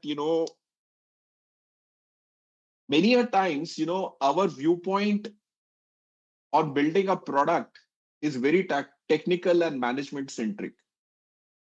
For example, if you look at many of the websites which we have of the Indian government and, many of the websites of companies in India, don't you feel that we don't have a very good user interface? And, it's very difficult to use that. For example, if you had used the original IRCTC web booking thing, or, if you look at the bank websites, yeah, even they have server issues. Now, that's because we have, Dr. Zakaria, a very technocentric and a management viewpoint. But we are not building up a product which takes care of the users as to how would the user be comfortable using that product. And that's what I'm talking about, And the other point which I'm talking about is that Indians are brilliant. Indians are creative. But, like we're saying that we do a lot of brainstorming sessions and rarely do we have make it to the outside world in the form of new products, services, and strategies. Yes, Dr. Rudranshu, I agree. It's still pretty inefficient. I completely agree with you. So what I'm saying here is that design thinking, we don't have a lot of products coming over here. For example, if tomorrow Microsoft or Google says that we won't sell to India or we'll stop our products in India because President Trump or someone decided that Indians should not be allowed use of, American software. Then we are in a situation. We are in a pretty bad situation because we don't have our own products and things like that. And that is where We need design thinking. We need design thinking there. We need an approach that is powerful, effective, and broadly accessible, which can be integrated into all aspects of our life and breakthrough ideas that can be implemented. So what we want to do is that, design thinking is the answer to that. How can we build up our own products? How can we build up, bring in better aspects of life and ideas implemented, through design thinking? So what we are looking at here is that, design thinking is gaining popularity as the economic activity in the world shifts from industrial manufacturing to knowledge creation and creating experiences. Let's say I were to give you a mobile phone for free, and I have two options. You either take an Android phone or you take an Apple phone. Which phone would you take from me if I'm giving it to you for free? You have two options, either an Android phone or an Apple. Which one would you prefer? Apple. You can put it in the Apple, right? Definitely Apple. Anyone else saying Android? Apple, right? Now, here's the thing, why is Apple so popular? Because Apple was the first company to start using design thinking. Apple has been using design thinking forever when they started out, so that's what we are saying, design thinking is pretty common. Android for me, okay, Mahesh Kumar sir. Okay, but, what I'm saying is that one of the reasons why Apple is, good is because I'm not talking about the price here. I know from a price perspective, Apple is very expensive. But yes, design thinking has become very popular in, all over the world, and what we are looking at is,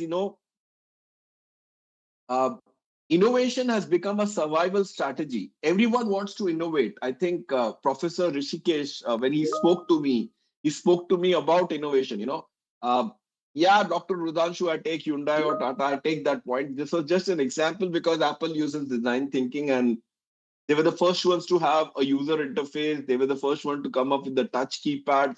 They were the first one to come up with the digital music. They were the first one to come up with apps. That's why I used Apple as an example.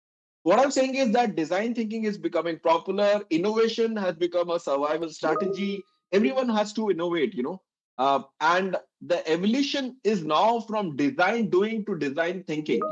We want to go away from, design doing to design thinking. That's the point which I'm coming around. So what is design thinking? Before that, I just want to say, Dr. Zakaria says Apple is engineered to fail so that people keep buying new versions, more income. Yeah, that's a point taken, Dr. Zakaria.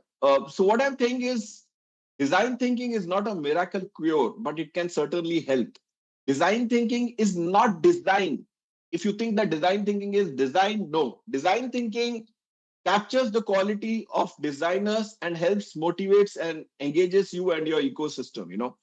Design thinking is not a quick fix. It takes time to implement and should not be forced. Basically, it takes time. That's what I'm saying. It's not a guarantee of success. It is a complement to improve communication, collaboration, and consensus building.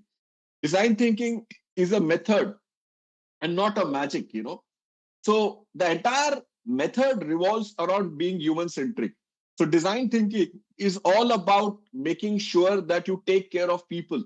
It's human-centric, very important. People are very important. And just give me a minute.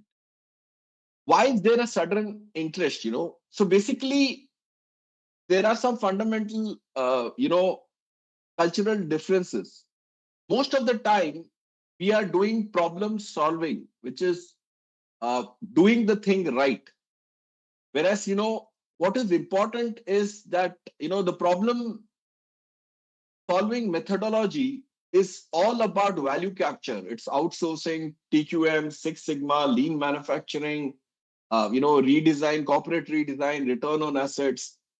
Whereas the important part is doing the right thing. Instead of doing the thing right, what is important is value creation, which is problem finding and doing the right thing. So design, if you do the thing right, it is not going to solve the problem because do you know what the problem is? So doing the right thing is very important. So design is one business discipline whose primary concern is innovation. When design thinking becomes a core competencies, companies become more nimble in the face of rapidly changing markets and new competition. So what you're saying is that design, the fundamental business discipline of design is focusing on innovation, So that's what we are looking at over here, in the sense that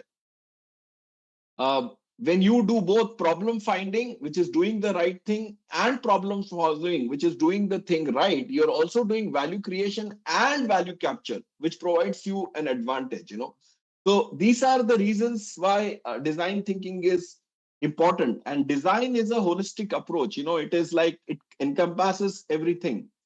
And not only does design thinking help you, when I say it's a holistic approach, it means that it is not only focusing on the product, it's focusing on the brand, it's focusing on the service, it's focusing on the product, it's focusing on the business, it's focusing on going digital.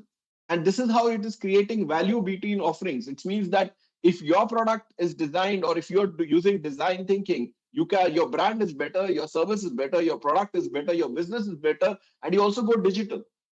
So basically, by design thinking, we are creating options, we are providing options to the users or our customers or anyone, So design thinking is human-centered, In the traditional mode of thinking and design thinking, what is the difference?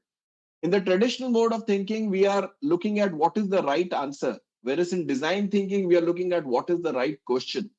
In the traditional mode, we are designing for, whereas in design thinking, we are designing with. In the traditional mode, we are thinking for insight, whereas in design thinking, we are building for insights. In the traditional way, we tell more, we talk more, whereas in design thinking, we listen more. We listen to the users, we listen to the clients. In traditional way of thinking, we are stuck inside, whereas in design thinking, we are going outside. Traditional thinking is about data, whereas design thinking is about stories. Traditional thinking is about events, whereas design thinking is about experiences. In traditional way, we talk about facts, whereas in design thinking, we are talking about feelings. Traditional thinking is siloed, whereas design thinking is collaborative, So traditional way is evolutionary or boring, whereas design thinking is revolutionary or inspiring. All that, means that, if you look at the whole picture, we have everywhere people, business, and technology. The business is focusing on viability. Technology is focusing on feasibility, which is this feasible using technology? And the people part is all about desirability.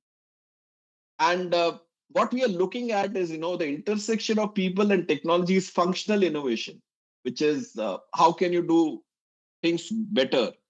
And the intersection between business and technology is process innovation, which is like your business process reengineering.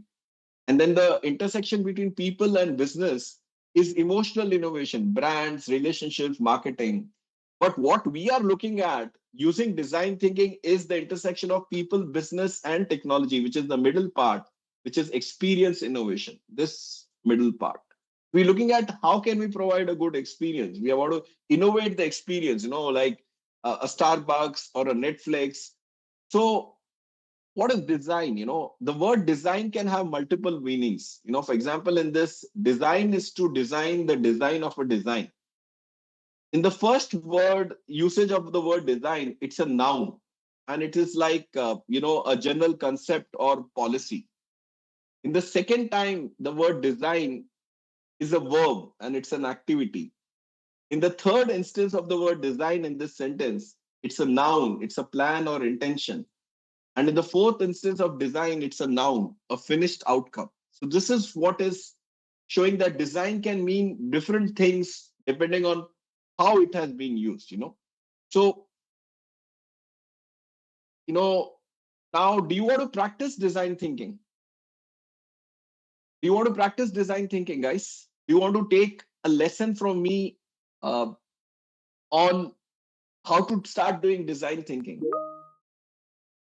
Okay, Dr. Priyanka says yes. Can I get more yeses? Otherwise, if you're going to be miserly on giving me yeses, Dr. Zakaria, I'll come to the value capture. Just give me a minute. In short, Dr. Zakaria, value capture would mean that you are solving the right problem. If you solve a wrong problem, how will you provide value to the customer? You have to solve a problem or an area which is of concern for the customer or the user. Because the right problem, when you get it, then only can you capture value for the customer, right? Okay. Dr. Pavitra, you raised your hand. You want to say something? Or is it that you want to do? Okay. So all design challenges starts with the HMW, which is how may we. This HMW stands for how may we. For example, you can't eat ice cream everywhere you want to. You understand that you can't have ice cream everywhere. So let's consider this design challenge and solve it with the how might we statement. So for an example, for the design challenge I'm taking is you can't eat ice cream everywhere you want to. So I'm taking this as a design challenge and solving that with an idea or a design thinking practice, which we call as HMW or how might we. So for that design challenge that I can't eat ice cream everywhere I want to, I come up with the how might we, challenge. Dr. Suresh, park your question. Is it possible that value creation is measured? Yes, it can be measured. I don't have time to give you the details, but you can take my contact details from Dr. Rishikesh and we can talk. So first thing is you identify a challenge. Example, you can't eat ice cream everywhere you want to. So for that, you have to frame a how might we statement. So you might say, how might we create a dripless ice cream cone? Now that's not the right how might we statement, because you're assuming the answer in the question. So the better example will be that you be open for discovery, be specific enough for direction, and come up with how might we redesign ice cream to be more portable. So this is one way in which you can design, use design thinking. You design a how might we statement. How might we framed without optimism, and the how might we must be framed with optimism and without judgment. How might we must be written in plain English. It has not to be too broad or too specific. So this is an example of design thinking. Can you take a design challenge and come up with the how might we statement in the chat, please? Anyone? For example, Sai Balaji Institute of Management Studies can have a design challenge. How might we be? How might we Institute improve of the first choice, student? maybe. Yeah, the first choice institute. Very good. Whosoever said that. Or how might we provide a good teaching experience? Thank you, Dr. Asawari. How might we provide a good teaching experience? So that is the first thing in which how you can apply design thinking. How might we design a packaging idea for ice cream to be eaten by kids? Very good.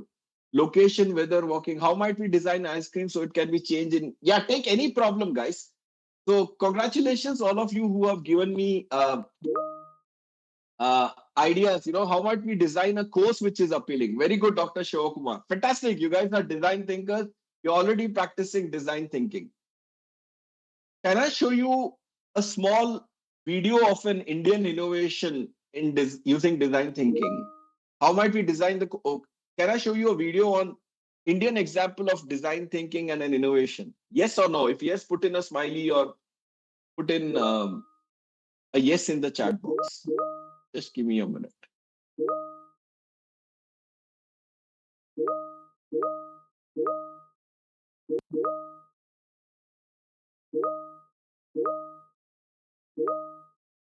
Just give me a minute, guys. I'm going to show you that.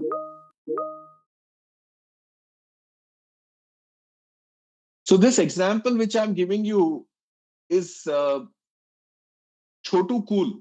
Basically, people in the villages didn't have power and they could not have a refrigerator. So Godrej came up with an idea of how they can provide a small refrigerator to the people in the villages and using a battery. So I'm going to show you that video. This is an example of design thinking and innovation. Just give me a minute, guys.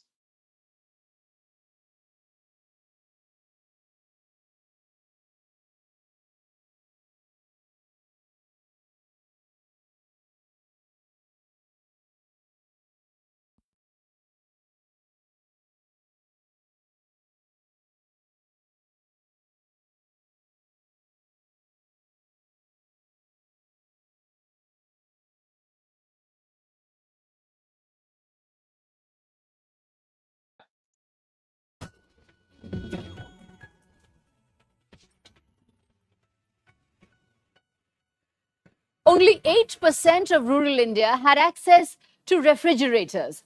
This statistic led to the innovation of Chotu Cool, Godrej's mini refrigerator that runs on electricity as well as battery. Chotu Cool is the poster boy for disruptive innovation in India. Like email disrupted the existing market for postal mail, Chotu Cool has revolutionized food preservation for low-income households.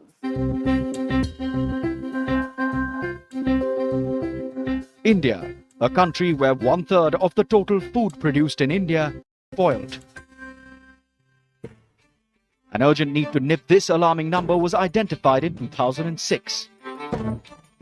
And as they say, where there is a need, there is an innovation. In a country where 80% of the people have no access to simple refrigeration, a concept so ordinary in today's urban homes, Godrej introduced Chotu Cool.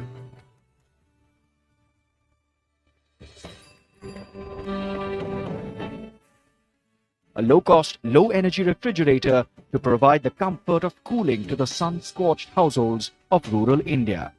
We started understanding non-consumers, basically people who are non-users of refrigerator, and started understanding their life, their living pattern, in their habitat, in their surroundings and all that. And it came out that there were 2-3 things which we looked at. One is what are the barriers to the consumption, why they are not buying a normal existing range of refrigerator which are available in the marketplace. Second, we try to understand their needs. What are the needs they have? And third is, do they really have an aspiration to buy a cooling solution which serves their purpose? The running cost was another issue.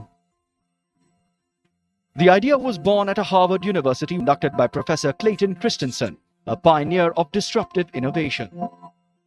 An innovation which creates a new market and eventually disrupts the existing market for a product.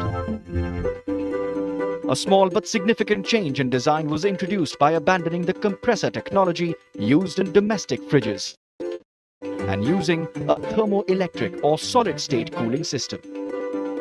We decided to go for a solid state, primarily because that was the simplest thing. A 40 mm by 40 mm by 3 mm chip actually does the cooling as against a 12 kg of a mass which is called compressor. Innovated to save a struggling refrigerator industry, in 2008, Chotu Cool was born. A 45-litre fridge that can cool around 8 to 10 degrees Celsius on a 12-volt battery at the cost of just 3,700 rupees. That's half the price of the cheapest refrigerator you'd find in the market. A country like India, to be frugal is absolutely essential because we don't have too many resources and we really don't have enough resources for the large population that we have. There's no way that you can eradicate the population, nor can we multiply the resources in a short period of time. We have to be resource efficient and we have to be resource effective. So it is important to be frugal. It is important to be cost effective. With affordability and accessibility at the heart of Chotu Cool, Godrej is the only white good manufacturer in India to address the need of the rural poor by creating a new product category for this invisible consumer segment. But targeting this new segment of consumers meant rejecting standard models of distribution to ensure that one who needs a Chotu Cool gets a Chotu Cool. A lot of people talk in terms of reaching out to the market and logistics and everything, which pertains to the visible part of the market where roads exist, the highways exist, the warehouses exist, the people who reach out there exist. We really had to look at places which people cannot reach. And that's where this logic of post office came, that India Post reaches out to so many places. How do they do it? They didn't have the courier system. They didn't have the rocket scientists to do that. They have been reaching it out for more than 100 years. This tie-up with India Post is making sure Chotu Cool is reaching the remotest corners of India and impacting the lives of thousands of households. One of the stories which really makes me feel that yes, it has impacted the small pawn shop in Nasik. Whenever it's just outside a big hotel, he's selling cold pan out of that, cold meetha pan. He prepares in the morning time and keep it inside it so that during the day it gets cool. Earlier he was using a brick of ice to make that, and now he earns 2 rupees per pan, and it impacts his life in a big way. And he says that very proudly that after buying Chotu Cool, now instead of one Chotu Cool, he has another Chotu Cool. He has 2 Chotu Cools. So the total outflow of pan per day from him has gone up 3 to 4 times more than what he was selling before buying Chotu Cool. Chotu Cool has taken a leap forward with its new model that bridges the gap between affordability and aspiration.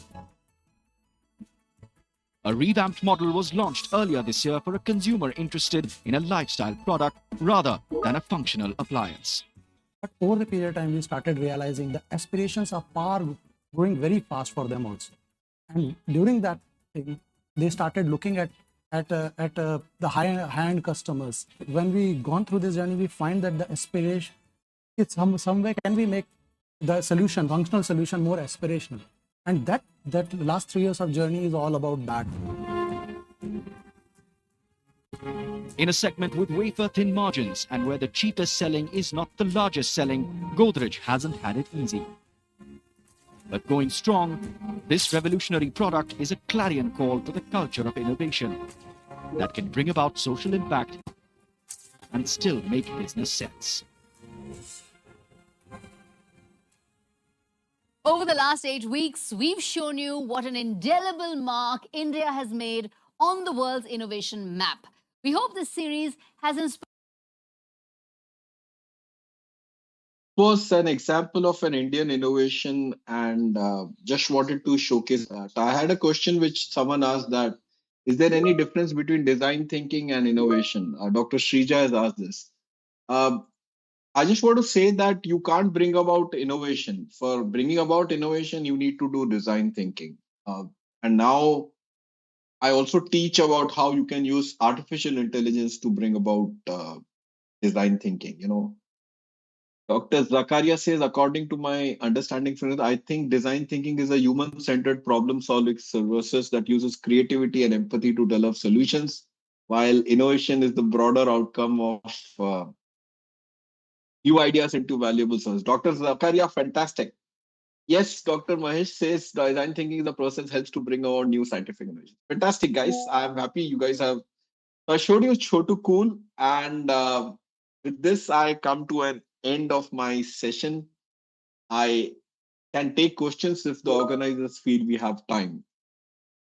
Yeah, it requires more of empathy. Yes, Dr. Vikas. Yeah.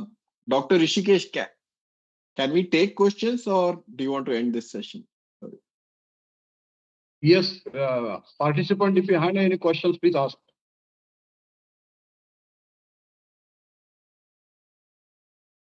Yeah, normally I charge $1 million per question, but that's free for today. Dear participant, if you have any questions, you can ask. So this is a bit of a thing, but how can we apply design thinking to examinations these days? Okay, cool. How might we apply design thinking to examinations? So I think all of you know how stressful examinations are for the exam department of an institute. Anyone here from the exam department?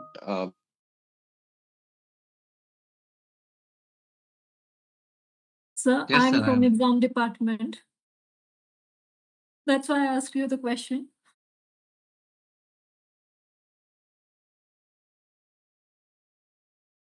Sir, you are on mute.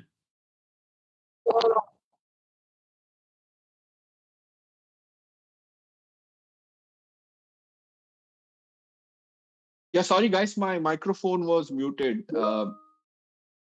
Basically, I've been the director of the Symbiosis Institute of Computer Studies and Research, and I've also been the head of the Symbiosis Test Secretariat.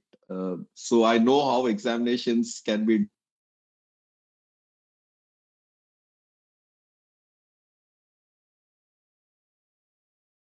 Sir, you are on mute. I don't know why I'm getting muted. Am I audible now? Yes, sir. Yeah. Okay. Yes. So one of the things I want to tell you is that I've been the director of the Symbiosis Institute of the Computer Studies and Research. We did an MBA in technology and also director of their engineering college, and also headed the Symbiosis Test Secretariat, which conducts the common entrance exam, SNAP and SET for Symbiosis. So one of the problems we had is, as someone who asked this question, examinations are a big thing. So one of the ways in which we use design thinking, for examinations, and design thinking can help, is basically design thinking can help you in creating a good question paper. Design thinking can help you in conducting an exam. I remember for SNAP, one of the times we had a problem wherein someone said that, the question is not having the right answer. So design thinking can be applied to the entire paper creation, paper creation to the exam conduct. All of that can help you help you on the examination process.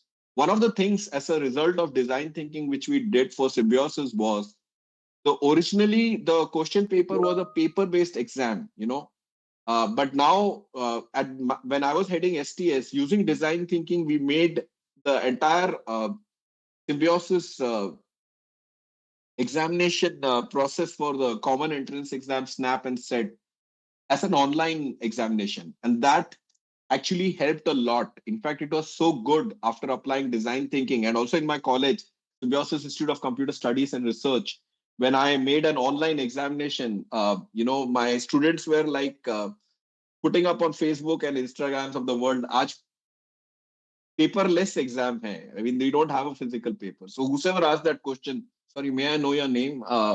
Whoever asked that question, yes, you can use design thinking. Yeah, so Dr. Saili, you can use the design thinking to make the whole examination process good, from paper creation to conduct of the paper. And it can also make the examination less stressful for students if you have applied design thinking. I hope I answered your question, Dr. Saili. Yes, thank you. Yeah. Sir, may I ask a question, sir? Yeah, please go on. Sorry, may I know your name? Sir, I am Wangli from Tamil Nadu. Yeah, Dr. Wangli, Sir, go my on. question is, I am from computer science department. Yeah. For other department students, it is easier to think in their way to create a prototype, a physical prototype. But for computer science students, how can we create a prototype using software or a hardware thing? How can we improvise the students' thinking, the way the student thinks? How can we use design thinking in their mind? Oh, basically, I didn't get time for this session, but one of the things in design thinking is, how do you help people create prototypes? And prototyping is part of the design thinking process, Dr. Wangli. So in that, we talk about, how easy it is to create prototypes and how we can make life simpler by building prototypes. I would recommend you go through the internet or check out IDEO University or others who teach design thinking, on the prototype process. That there lies an answer to you. For example, you could use a cardboard, and you could use a paper pen, paper, and draw the sketches of the UI for your mobile phone app. As simple as that to build up a prototype. I hope I answered you there. But sir, for other departments, it would the cardboard or the screws or any connecting materials that would be very useful. For software-based departments, how could we recommend design thinking is the best way to express your innovation thinking, all those things? How can we impress the students by giving some So you ideas or can kindling them started. so you can build up screenshots and do storyboarding, Dr. Okay, Wangzi. sir. That's how you would be able to show a prototype to a user. Before even Okay. writing the code, you could draw screen prototypes and do storyboarding using Canvas or any other piece of software. Okay, sir. To get the user. And if you're looking in for so there are two types of prototyping. I don't have time, but it will take 1 hour to teach me. There is horizontal prototyping and vertical prototyping. What I showed you was the UI part, which is the horizontal prototyping. But if you want to do vertical prototyping, which means that you have the whole technology stack and how do you do it? In that case, Yes, for prototyping, I'll take the most critical functionality and show it to the user as a prototype before going ahead and building the entire system. That's the Yes, sir, I answer, got it. basically. Yeah. Yes, sir. Thank you. Okay, sir. Okay, sir. Thank you very much. And any participants, if you had any kinds of the questions, please drop your questions in the feedback form so that we can forward it to Lalit sir. So right now we don't have a time because next speaker is ready.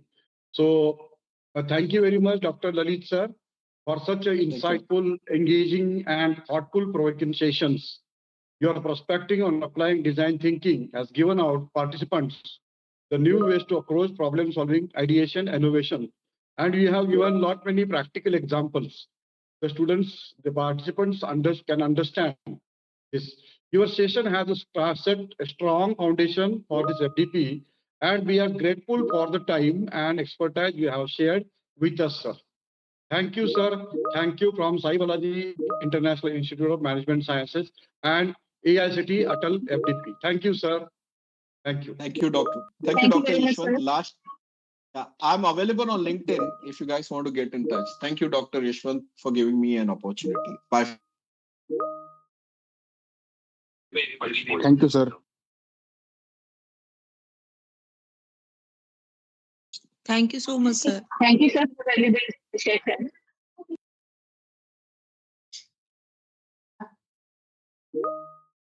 Thank you for the valuable information, sir.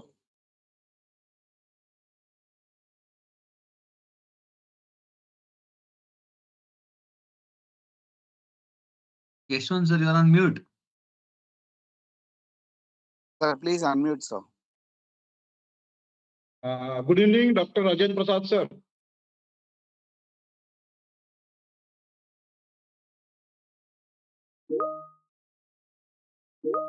Good evening, sir. Good evening, everyone. Yes, sir. Hope I am Very audible. nice. Yes, sir. Nice to see you, sir. Thank Good you, evening, sir. sir. Good evening. Good evening, everyone.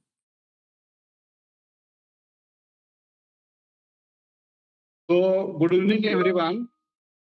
We have the next session of Dr. Rajesh Prasad, an academic leader known for driving innovation and strengthening the industry academia partnership. Dr. Rajendra Prasad is a distinguished researcher known for his profile Sir, contributing. just a moment. May I correct you? My name is Rajesh Prasad, not Rajesh Rajendra Prasad, Prasad. yes, sir. Dr. Rajesh Prasad is a distinguished researcher known for his prolific contributions across the various domains, notably in the fields of computer science, artificial intelligence, and healthcare technology. He is currently working as a principal at Bharati Vidyapeeth Deep University, College of Engineering, Pune. Dr. Rajesh Prasad have conducted extensive research in applying AI and ML techniques to healthcare, particularly in medical image analysis, disease diagnosis, and personalized treatment planning. His work includes developing AI-based model for early detection of diseases such as cancer, cardiovascular disorders, and neurological conditions using medical imaging modalities like MRI, CT scans, and histopathological images. He has explored the applications of AI and ML algorithm in financial markets for predictive analysis, risk assessment, and algorithm trading strategies. His research involves developing intelligent trading systems that leverage advanced ML techniques to analyze market trends, predict asset price movements, and optimize investment portfolios. In this domain of NLP, he has investigated techniques for sentiments, analysis, text summarization, named entry recognition, and machine translation. His works aims to develop AI-powered system capable of understanding his generating human-like text, facilitating applications in chatbots, virtual assistants, and language translation services. Overall, the research landscape of Dr. Rajesh Prasad exemplifies his commitment to advance the frontiers of AI and ML with focus on interdisciplinary collaborations, innovations, and social impact.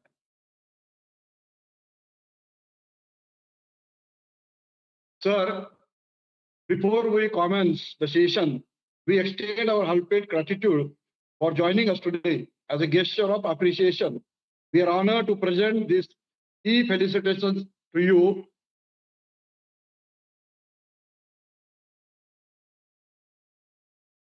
Thank you, sir. Thank you very much. Thank you, Sai Balaji, International Institute of Management Sciences. Thank you very much. Sir, we are delighted to have you with us in this evening. So I invite Dr. Rashan Prasad conduct the session on promoting effective industry academia collaboration for innovation. Please, sir. Thank you very much. Great. Thank you very much. I think this is not evening, this is late evening. So I will try to see that things are moving in time and you are very much relaxed after this session. Dr. Lalit, I know him since long, and you are very, very fortunate that Dr. Lalit has put his first session in your this FDP. I hope this is 5 days or 1 week FDP. So it was a great start to listen Dr. Lalit. His experiences in innovations, design thinking is a big contribution to the society, to the Symbiosis Institute. I have, fortunately, I have chance to meet him twice in Symbiosis for some administrative work. So I know him well, and see the way he has presented, the way he has given the examples.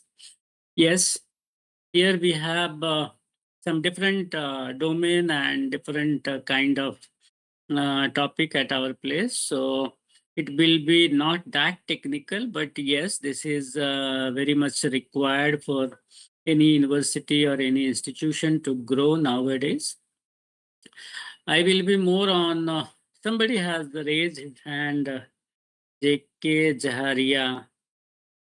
Is there anything you want to ask, Dr. J.K. Jaharia?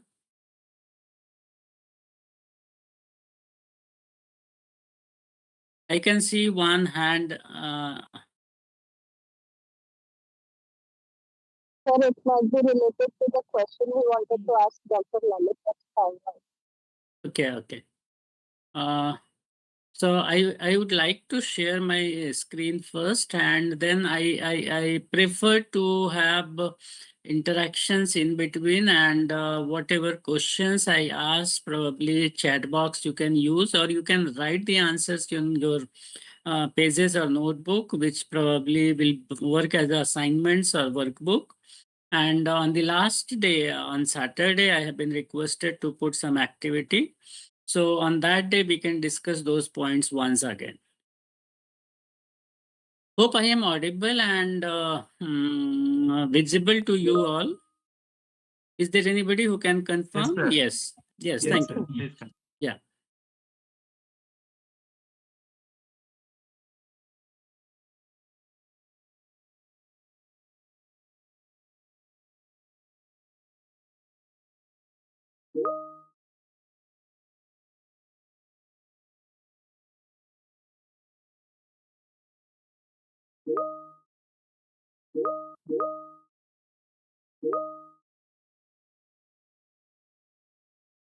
Hope my screen is visible to you.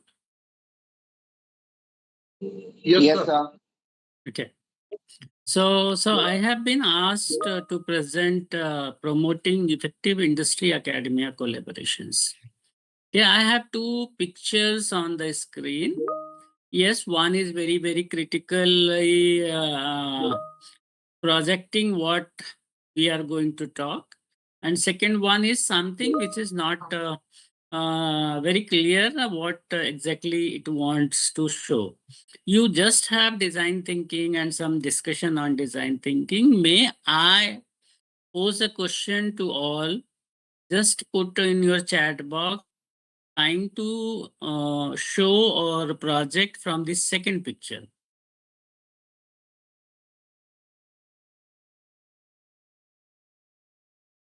Anybody?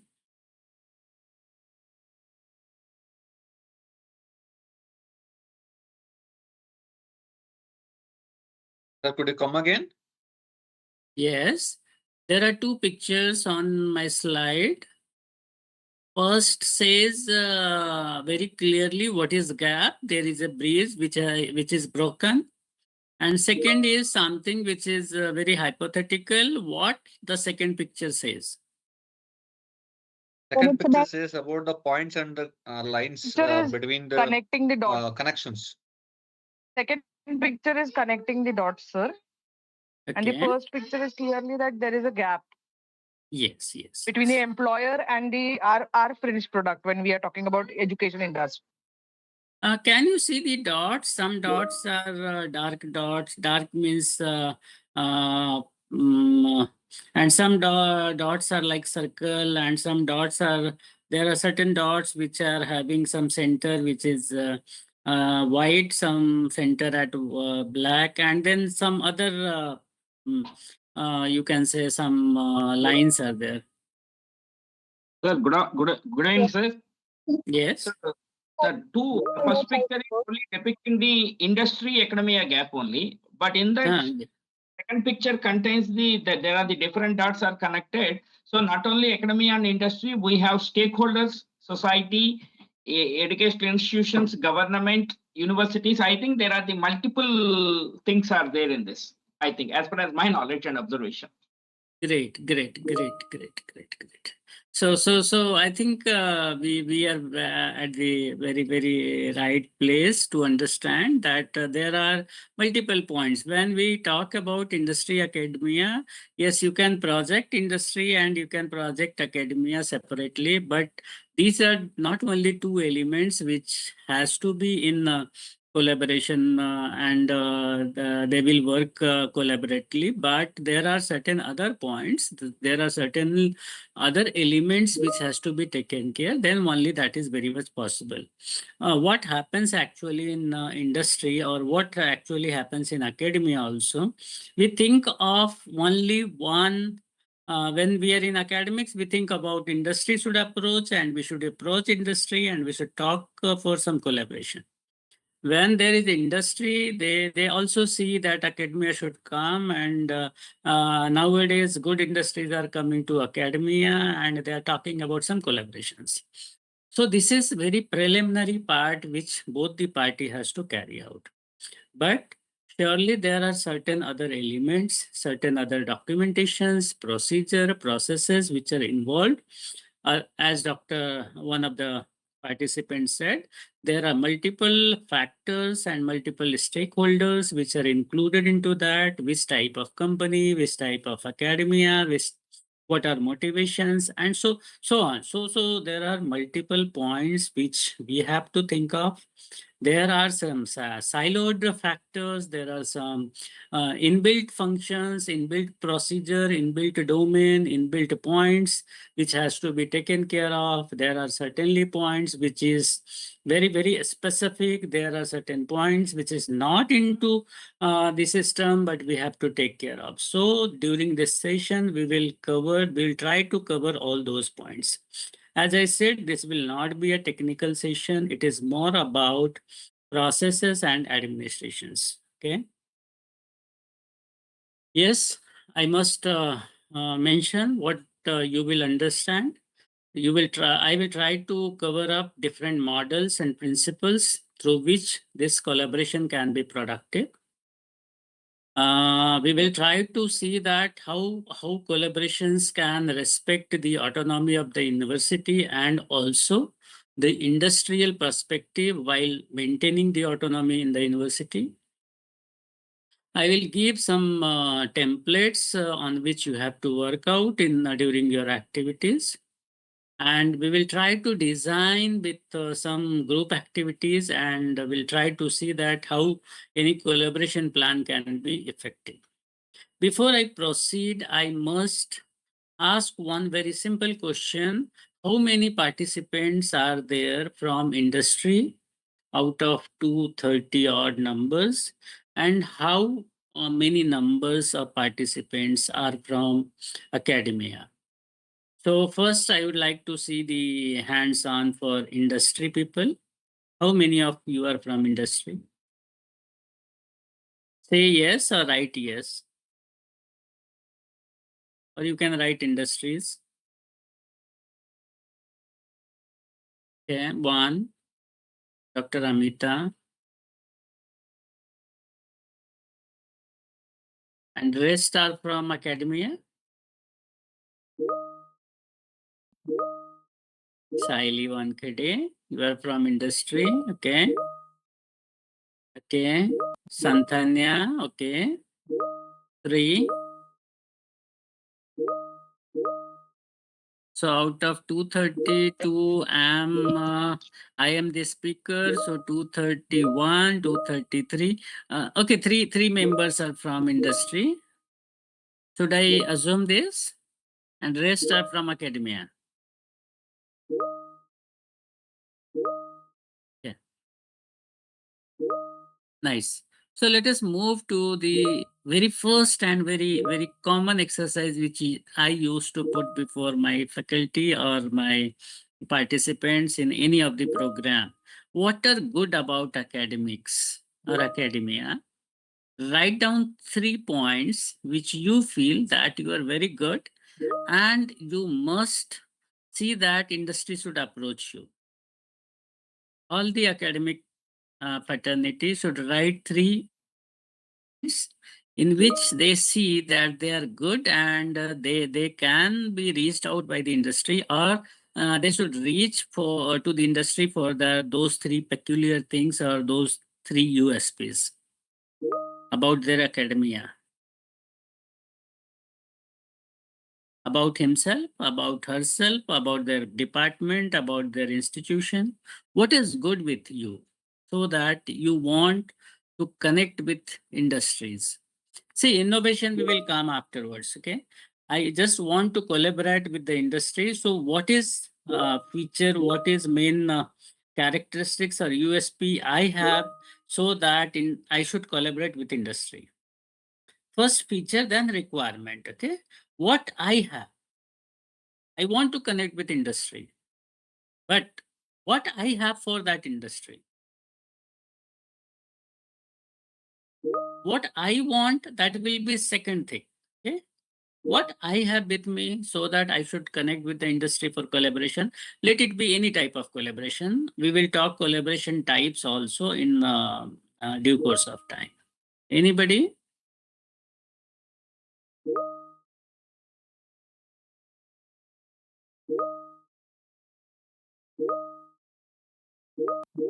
A development about the ecosystem for about development about entrepreneurship, the ecosystem about the entrepreneurship, and the need for academic, need for the industry and academician. Both are the equivalent with this. So these things, I think, we have to connect with the industry.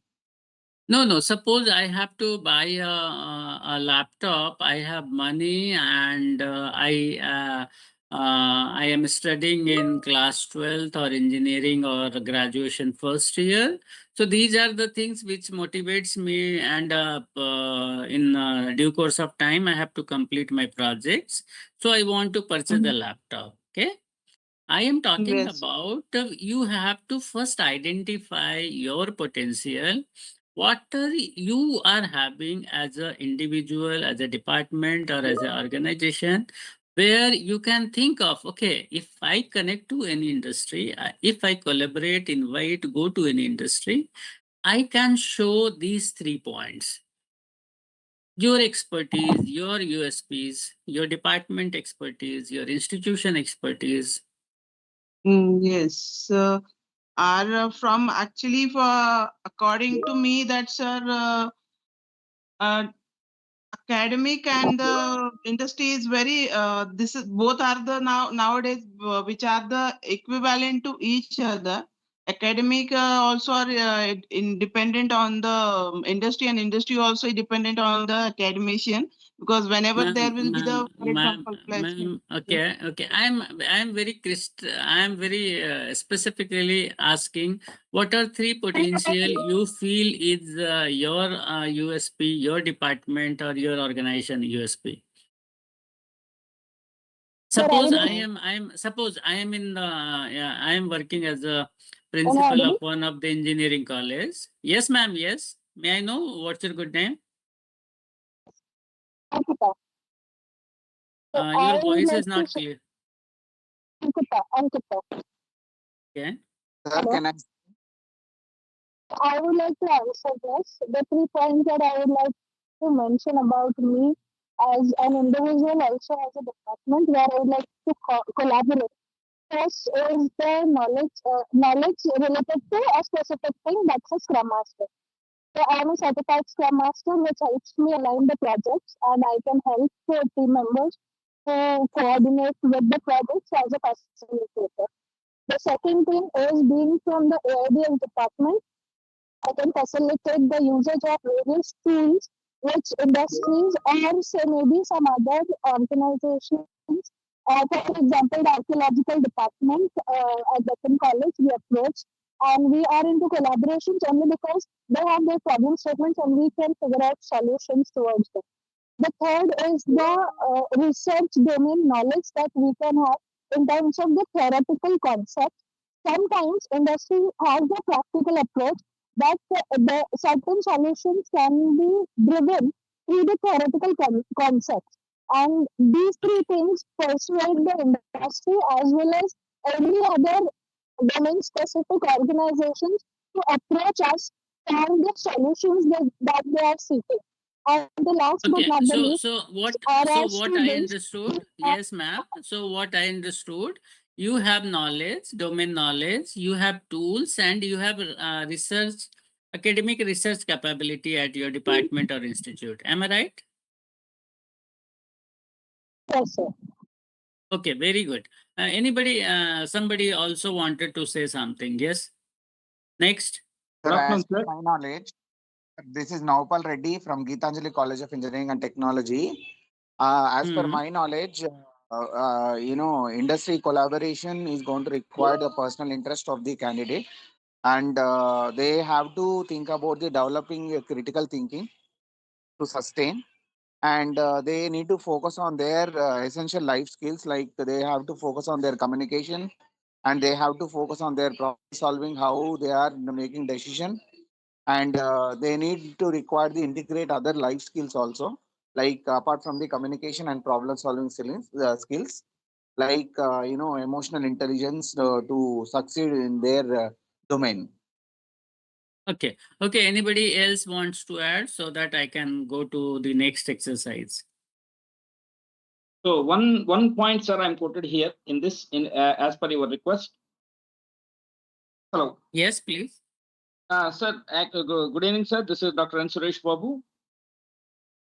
In that, we are existingly discussing about industry collaboration and industry orientation is there, but there is one problem. One point I'm quoted with you with respect.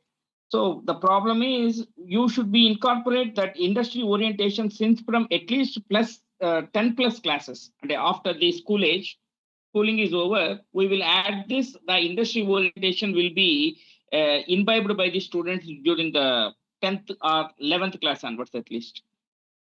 Sir, yes, I agree to some extent, but here I will deviate from your what you have put forward. See, we as an educational institute or academic institution, we are not a factory of producing any graduate or postgraduate students who are readily available to the industries. Okay. We have certain parameters as per our regulatory requirement, and also as per the environment or ecosystem requirement. Okay. So bringing changes from 5th class, 10th class, or 12th class, that is something which we should not think of at this moment when you are at some professional course, professional academic community. Yes, there may be certain views. There may be certain views.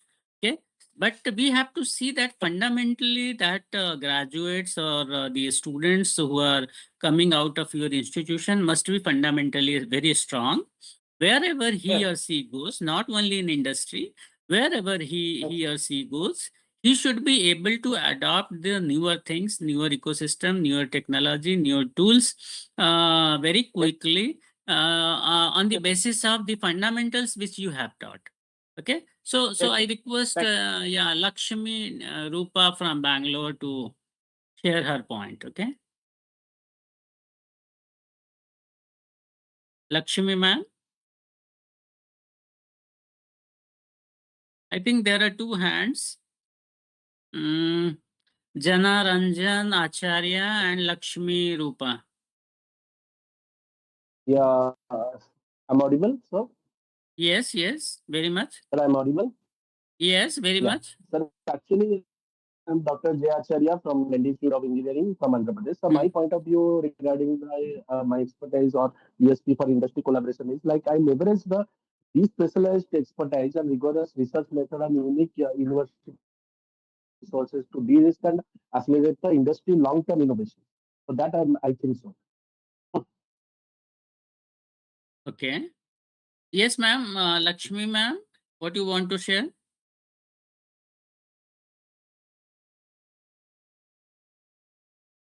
Okay. This was about academics, and what about industry? Why you want to collaborate with industries?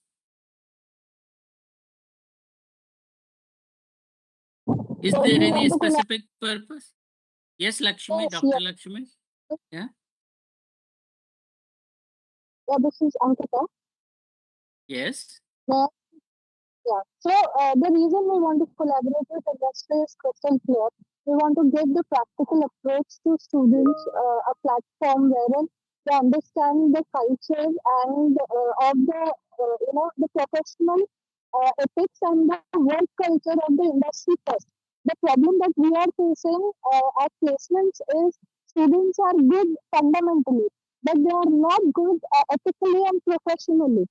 So we want to collaborate with industry not just on the front of project design or just internship, but we want an entire ecosystem with the industry to be built for our students. And not just for the students, also for trainers like us who can also get the same platform so that industry and academia are on the same page. This is very important in order to fill the gap. Okay. Yes, Rudranshu, what is your say? Yes, good evening, sir. Dr. Rudranshu, So, yes. what I had to, I'm actually, my background is in mass communication. So, currently, I'm working with the Department of Digital Filmmaking and VFX at Techno India University, Kolkata. So, what I observed is we need industrial collaboration primarily because since we are a very, very creative and practical based department, because basically we deal with filmmaking and visual effects and 3D animation. So we require that level of practical knowledge, so to speak. Okay, next, Dr. B. Hello, sir. Suresh Babu. Yes. Hello, sir. Good evening, sir. This is Lakshmi Rupa. Yes, Lakshmi Rupa. Yes. What is your say? Sorry, sir. Now, my mic was not working. I am a freelancer, sir, actually, and I'm still working in the industry, and I'm also working as assistant professor. So, two things I have to point out. I have been noting all the other opinions, but two things I have to point out is now industry collaboration for students is most important because they need to understand what is the demand going on right now in the field how various countries are actually demanding what kind of technologies we need. One thing. Second thing, how are they actually working, and how students actually need to keep up the pace. Here in college, or in their own educational environment, all students are actually very much protected. They are kept in a circle. The teachers will be guiding them. They will be saying you have to do this in such in this way, or everyone will be guiding you. Once you're out in the real world, once you're here in the industry, no one is there to guide you. Maybe the on job training will go, but even that is like a refresher course, not into a full depth. So industry collaboration is for two main points. One, they have to learn how to keep up with the pace. Second thing is how fast they are actually demanding. How Okay, the okay, Lakshmi, Dr. Lakshmi, I got your point. Let us Yes. have say of Dr. Suresh Babu, B. Suresh Babu, sir.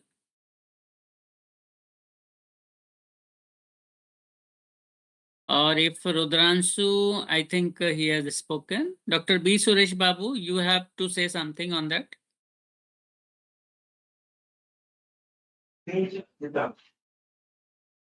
Yes. Sumati, Dr. Sumati, do you want to say something? Yes, sir. We Yes, collaborate with the industry to give students real practical exposure, improve their skills, and create better placement and opportunities, sir.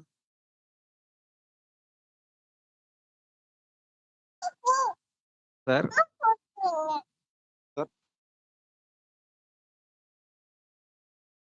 no. Is it audible, sir?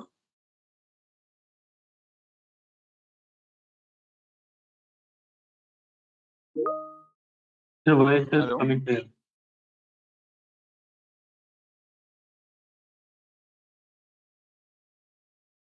Hello? Your voice is coming clear. You may continue.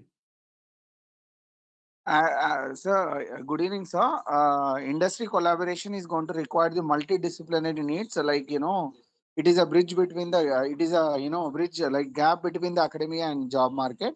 And the student will be requiring their skills to fulfill their in the emerging areas.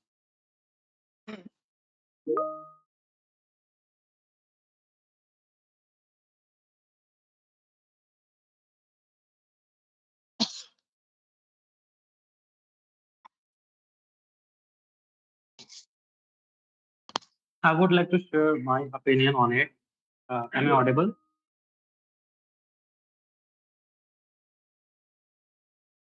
Hello, Yes. am I audible, sir? Okay. So, it is worth considering that both topics are quite crucial for students and working person also, because if you are in academic, so you learn how to do it. But without practical knowledge, I feel that we are not complete. That's why in academic and industrial, both are very important for learning, for practicing, as well as growing. So, I'm in the field of academic. So I faced here issues with some students. Like I'm in the field of design as well. So students are quite creative, but there are so many exposures related to industry also. And in the academic way, what I feel that they need to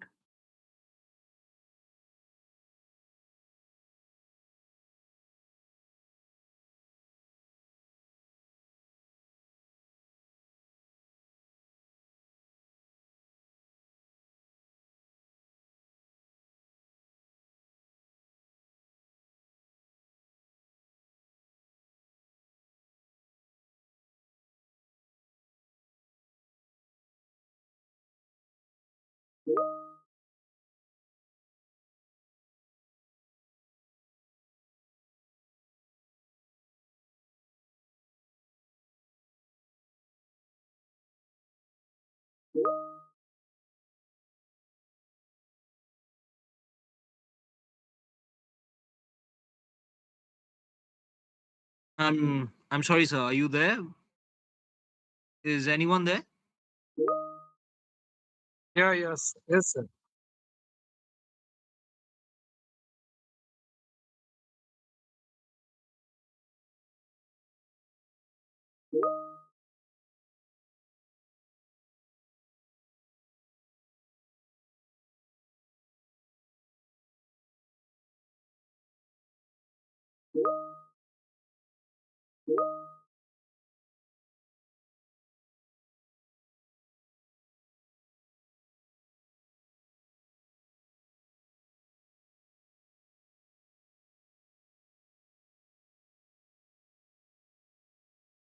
Just wait for 2 minutes. I think sir was disconnected.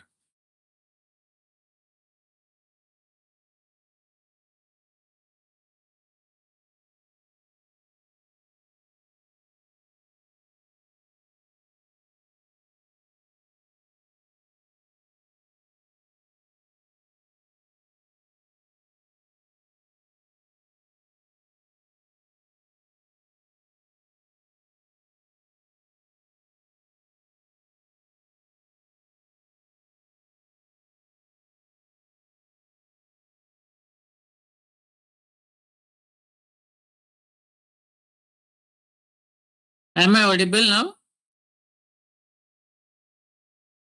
Yes, sir. Okay, great. Sir.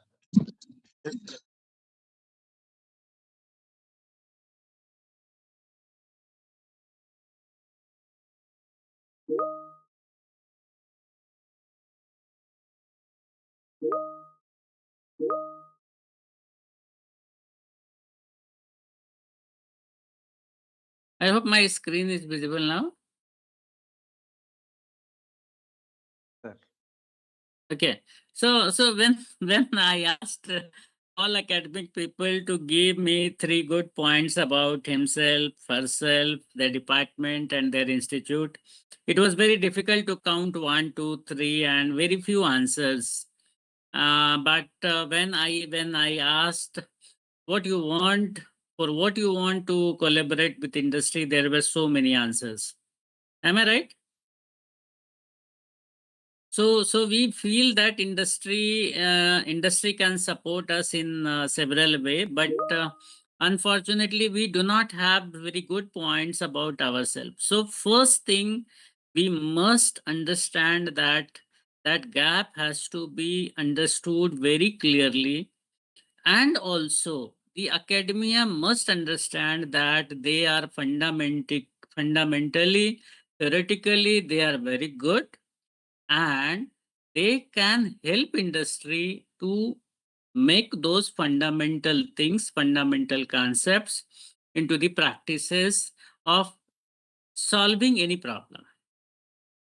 So that is very important.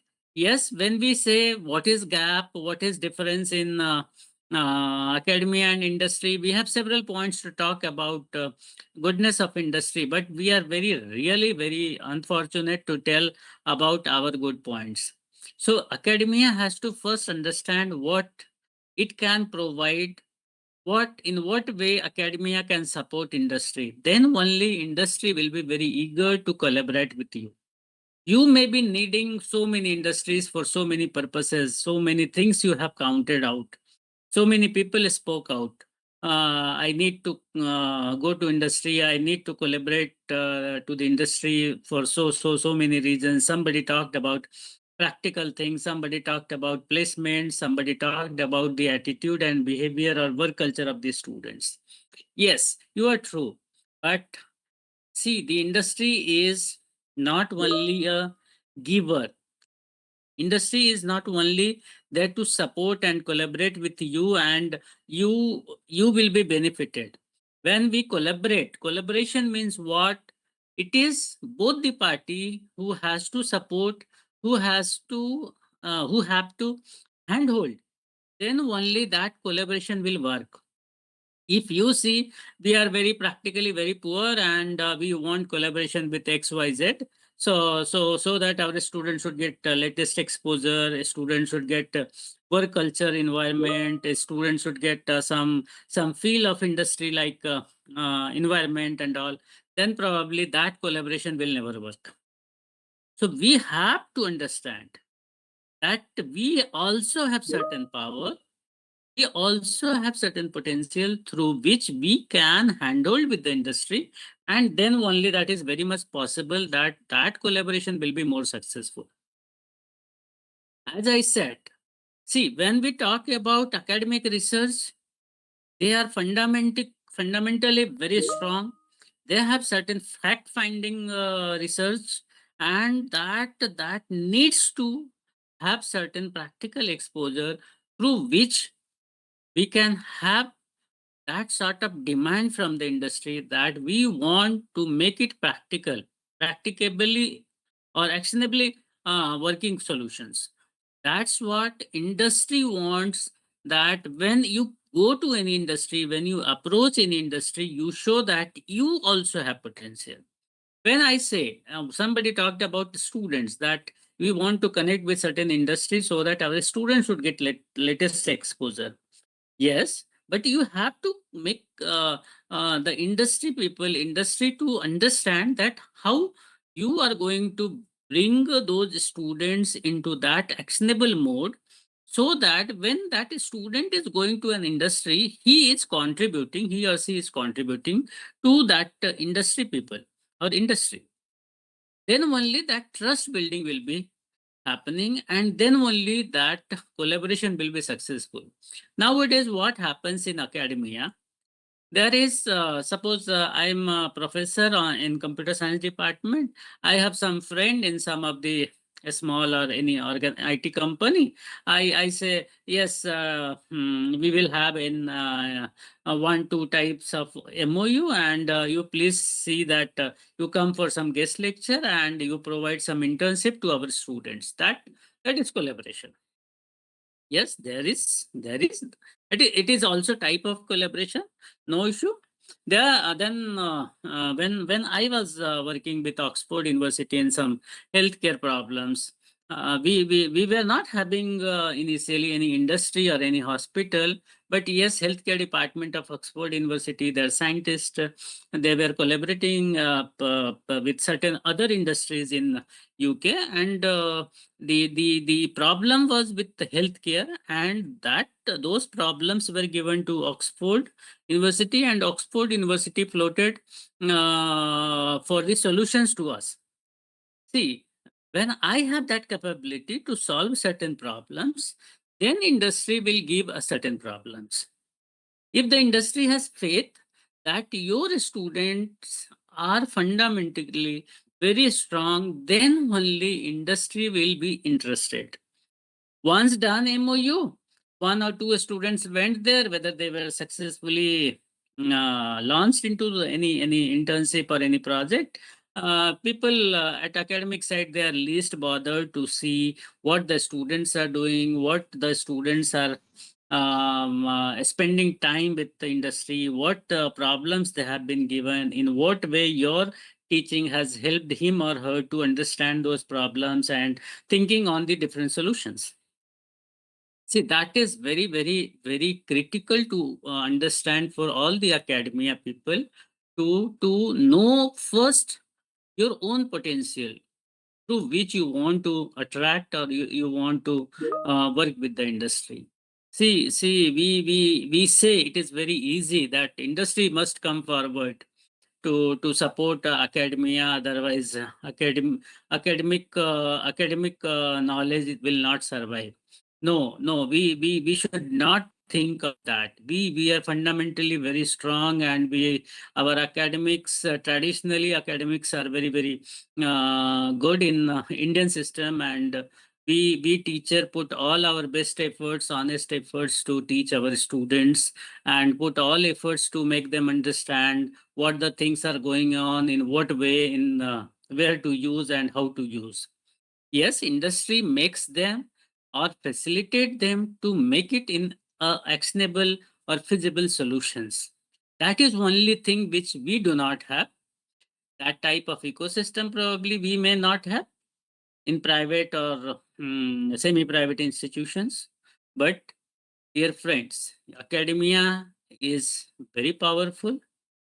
The institutions like Balaji, institutions like Bharti, institutions like Symbiosis, institutions like IIT, they have their great potential in academic activities. So we have to first understand what is our own power, what is our own beauty, so that we can attract the different industry. Yes, you are very true. Industry is not to, I will show the slide and we'll discuss the point. Industry is not there for some social cause that yes, XYZ institution has come. Let us help them in giving some 2-3 projects or 2-3 internship or some sabbatical to some faculty, and let us complete our responsibility. No. In that way, no collaboration is possible. If you are your industry friend is there, you are having MOU for some guest lecture, expert lecture, and you want to show that it is a collaboration, probably that is on paper, black and white collaborations. But frankly speaking, such collaborations will not be very dynamic and very sustainable. So there are different challenges which both parties have.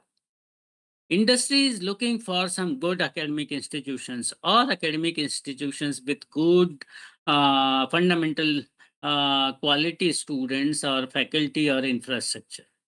So industry is also looking, you are also looking. Now what is remaining, that you have to understand what the other party needs. Industry has to understand what the academic party needs. So we have to first decide. So what I said in very first question, which I have asked to all of you, what is your potential? I'm not talking about ask, needs. What is your potential? Identify 1, 2, 3. If you can identify 3, very, very, very fantastic 3 points you identify from your institution, your faculty, your department, your infrastructure, your ecosystem. If you can identify 4, well enough. 5, no.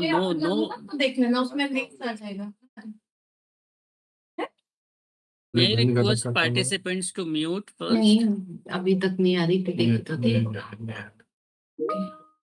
Priya ma'am, can you mute yourself, please? Yeah. So hope I am very much clear, and why there is a gap and hesitation to fill that bridge which is showing the gap. There is no gap as such. Only thing is, which is a difference in understanding.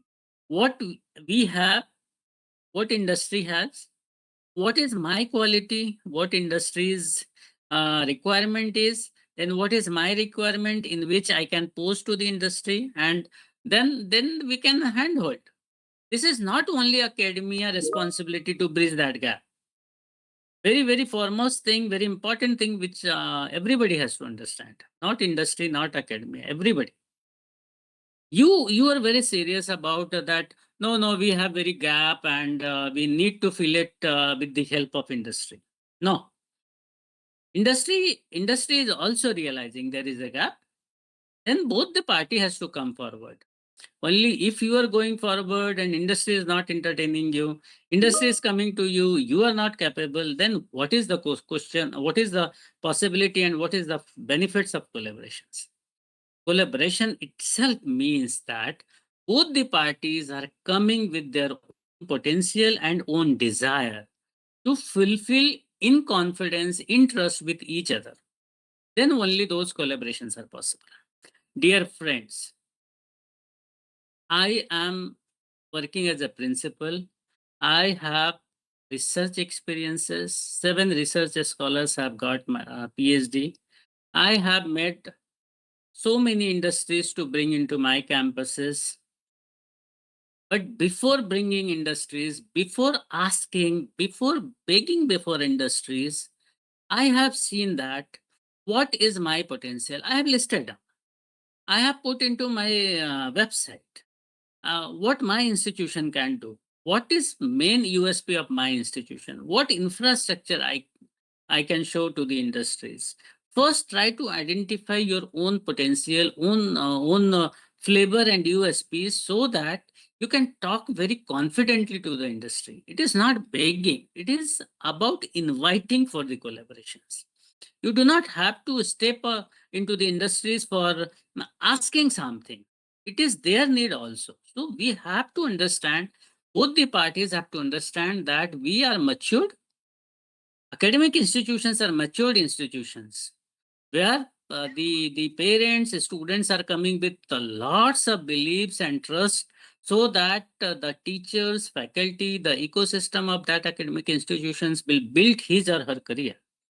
So you are, or academia is at the very highest level of respect in our society and community. So we should not see that we have different types of differences with the industry. Yes, you are strong, industry is also strong. You are having certain challenges, industry also have certain challenges. Now both the party has to understand how much gap it is and how to fill it. Then only the fruitful collaboration is possible. Not only academia has to go and ask and invite and beg. No, it is not a successful process. It is not a process for successful collaborations. Hope I am very clear on that point. I am very blunt on that remark, but yes, I'm very clear that we also have certain potential. Then only we can understand the potential of industries and their requirement. Is there anything anybody has to reflect on this?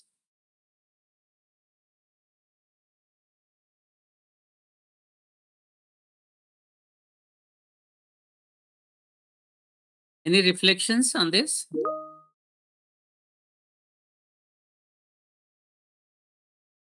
Yes. Exactly, sir. Your points are very impactful. Just made us understanding why should we collaborate with industries. Thank you very much, sir. So if I summarize what every participant has said, in three different broad category, that why industry academia collaboration matters. Faster technology cycles, which probably academia is unable to cope up. So industry, we need industry to make our students, make our institutions to support with faster technology cycles. And somebody talked about placements and very ready placement candidates can be made available through the help of industries. And also somebody talked about some research and tools. I think that gentleman who is into media and VFX, he said about something which is which required competitiveness. So industry can help that particular institution. Yes, any reflections?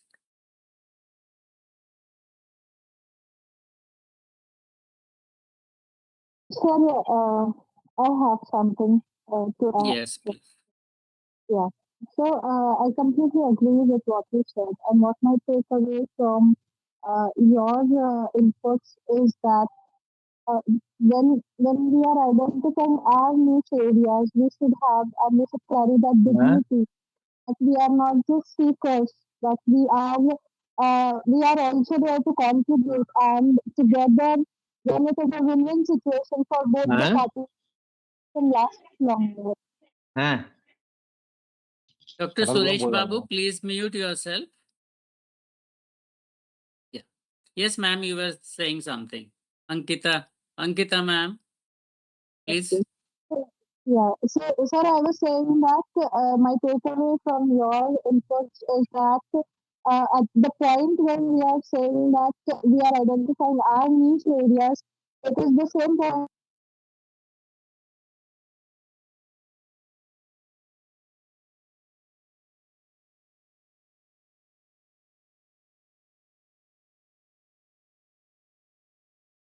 Ankita ma'am, you have muted yourself. Oh, am I audible now? Yes, yes. Okay. So I was saying that my takeaway from your input.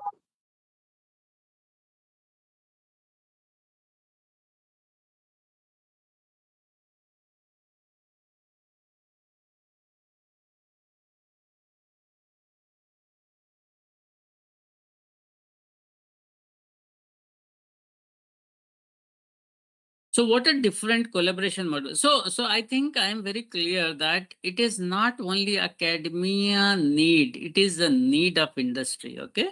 So now let us have a very quick look on very broad points of collaboration models. Okay. So first is contract research and consultancy. Probably that is very critical in some of the good institutions. We are talking about research park and incubation or co-location facility in the campus or in the campus of the industries. So that is, there are so many examples we have. Then we have co-funded chairs and sponsored labs. Yes, nowadays we have so many center of excellence and center of excellence lab or some high-tech or sponsored project labs with the help of certain industries. Then we have open innovation and industry challenge platforms where ideas are floated, problems are floated, and ideas are provided for those industry challenges or problems. Now, there is very massive demand of joint degree and certification program with the industries so that academia can give their own contribution and industry can provide the complementary practical exposure and that value addition so that what you wanted, some of you wanted that your student should be ready to place. And the last part is apprenticeship or work integrated learning, where now there are so many companies, there are so many third parties who are coming into the market, where that third party role is to bring academia and industry at one place and fulfill their requirements of bringing some academic contribution from academic side and industry contributions from industry side, and they are hiring certain students after their program or during that program, and they're providing certain remuneration in terms of charges of apprenticeship. So these are primarily collaboration models. Now, I want to just mark to all of our participants that you just target in which category your institution is or which type of model you are using. Because my activity on Saturday or some other working session, I will be asking you people to write a draft an MOU for that particular collaboration models. Obviously, the content and template of MOU I will provide, and accordingly you have to prepare an draft MOU for one or two different collaboration models. Any reflections, any question on this slide?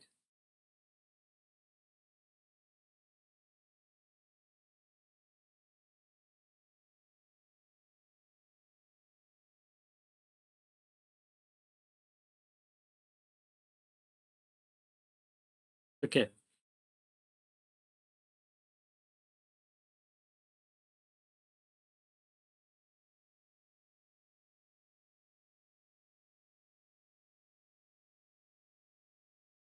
So you can see that we have different examples of collaboration models.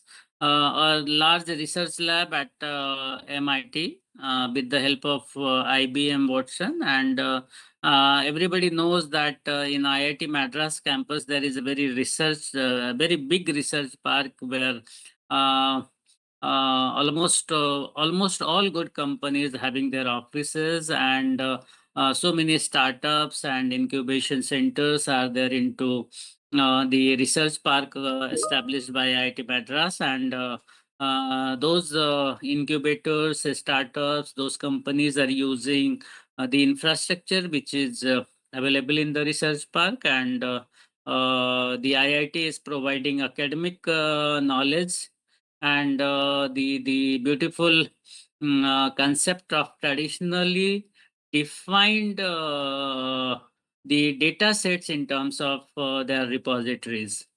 And third part is that co-branded or co-design industry academia programs. Probably nowadays Upgrad has come up. Upgrad has come up with so many. Upgrad and some other agencies have come with co-branded or co-design industry academia programs. So there are several examples. These are very prominent examples which I have shared into this presentation. So what we have the spectrum as collaborations. We have education and mobility, joint research and commercializations. See, I have written there that there are three collaboration spectrum. One is education and mobility, second is joint research, third is commercializations. It does not mean that every academic institutions need all these three or any of the three. So it is now academic institutions requirement, what exactly you want and where you can start. So I have very typical, I have noted down one typical statement that don't start with a startup. Start with mobility. Send a student to do a 6-month internship or apprenticeship. If that works, ask for a small consultancy project. Then you can collaborate strongly, and your relationships can go to next level. A local bakery chain partnering with chemistry department to improve self-life versus a professor starting a biotech firm. So these statements are very, very interesting, but and very, very mindful to understand what exactly you want and what exactly the industry is looking with you. So education and mobility, joint research and commercializations. These three things are primarily into the bucket of academic people and academic institutions where we collaborate.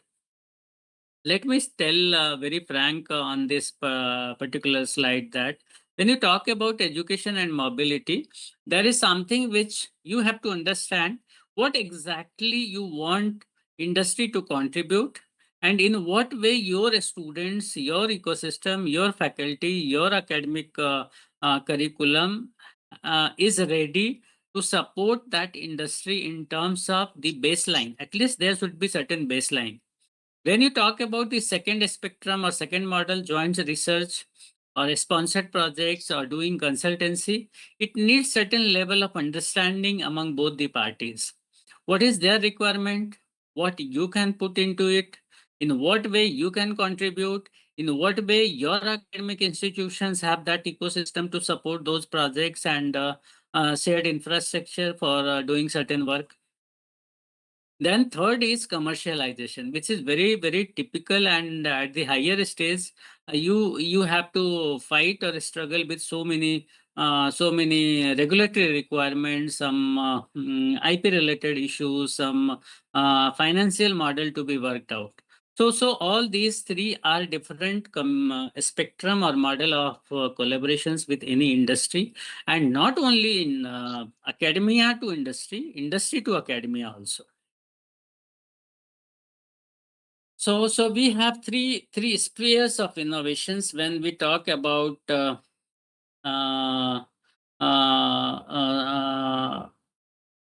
what you can say innovations through three different systems, ecosystems. Okay, before I go to triple helix model, anybody has any reflection on collaboration model?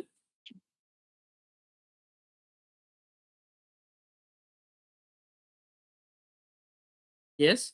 No, sir. Otherwise, just mute us when we speak. Pardon?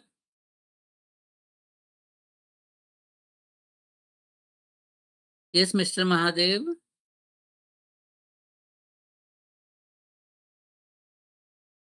Mr. Mahadev, do you want to say something? Okay. We have three spheres of innovations: university, industry, and government. What I was talking about, the dots, that is in the very first slide.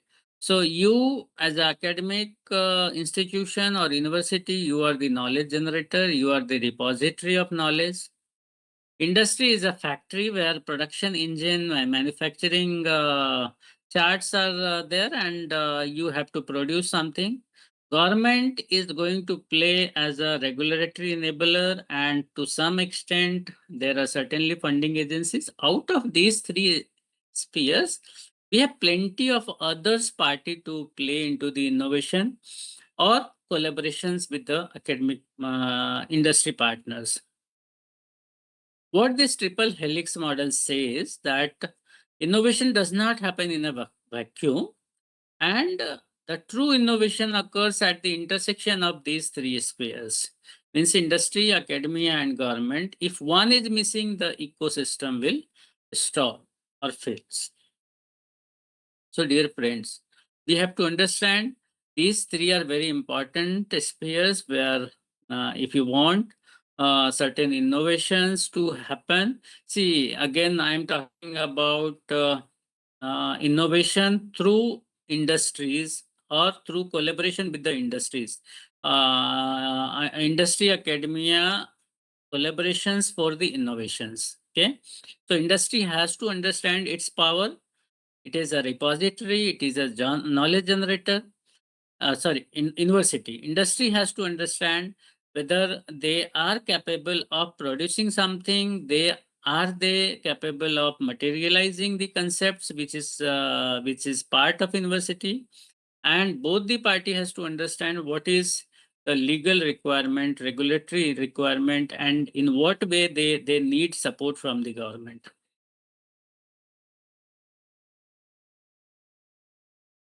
So we are into understanding of all these collaboration models. Okay, when we talk about academia, we have very long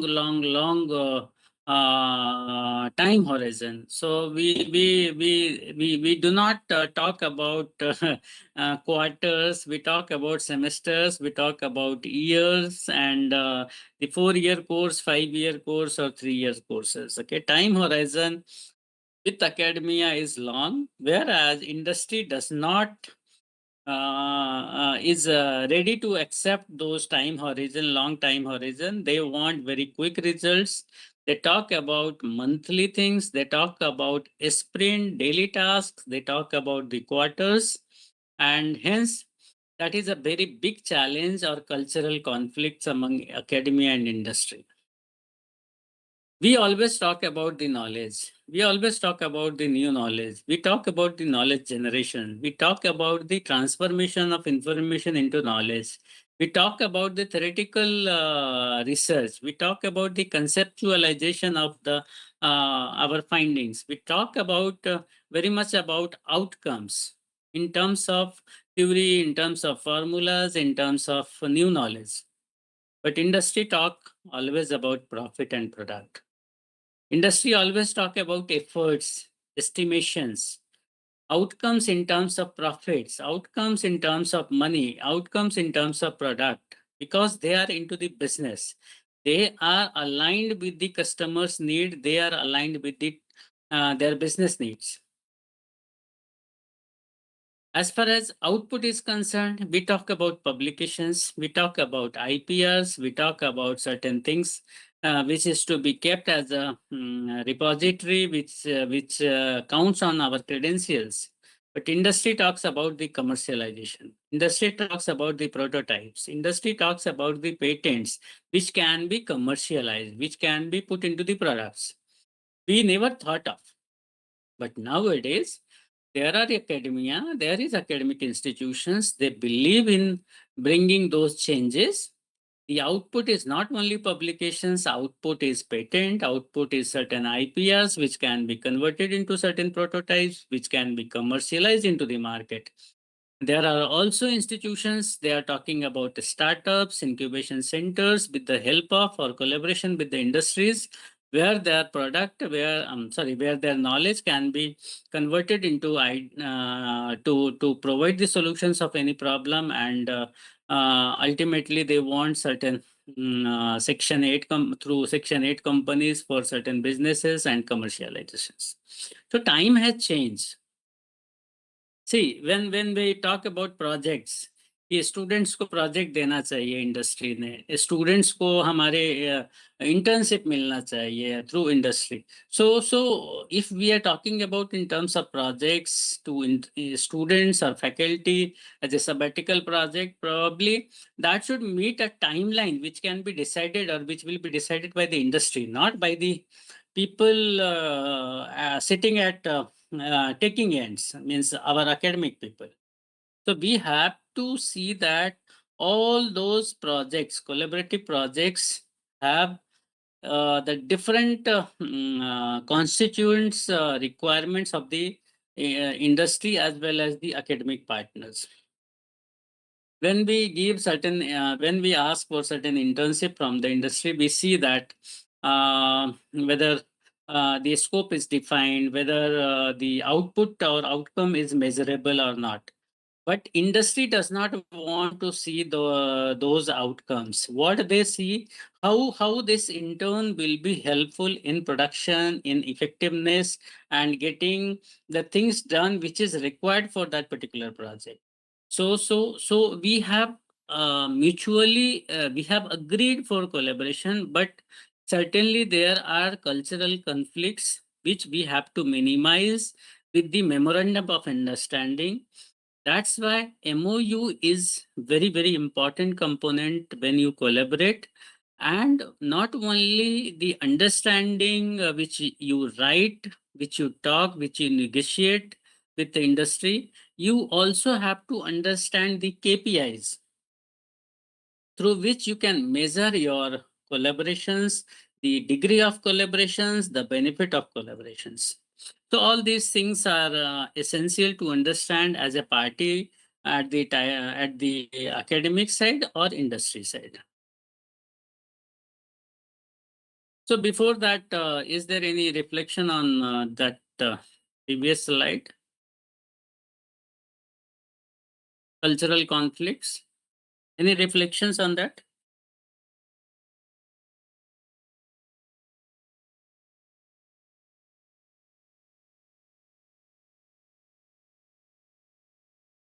Anybody? Yes, sir. Mm-hmm. Hello. This Yes, is yes, please. Rudranshu, sir. Rudranshu, yes, The please. thing is, sir, since a lot of quite a few of us, so we can see to some certain extent this academia industry gap is somewhat bridging, so to speak. So gone are the days when just had time, when the time horizon in academia was measured in terms of years or in terms of several years.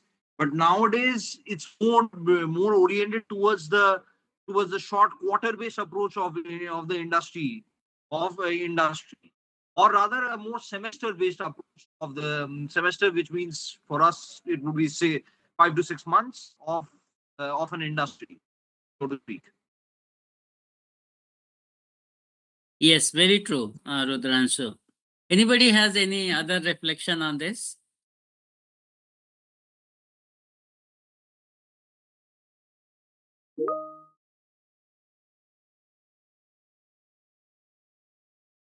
Hello, Okay, sir. I'm Dr. Amrita Sarode. Yes, ma'am. Hello. Yes.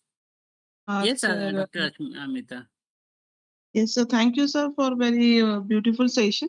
Actually, I just want to ask you, can you please elaborate on the entrepreneurship development for more focusing or interactive with the industry? For Ma'am, like MSMEs, then another industrial associations or that. yes, sure. Since I have been given certain timeline and certain topics, so I have to stick to that topic. You can connect to me on LinkedIn, and we can have certainly a great discussion at one of the previous institution when I was director and campus director and principal of one engineering college. We have got a very good setup of MSME and we got a good grant of a MSME. So I will be happy to help you. But yes, not on this platform, separately. Yeah. Thank you, sir. Thank you so much.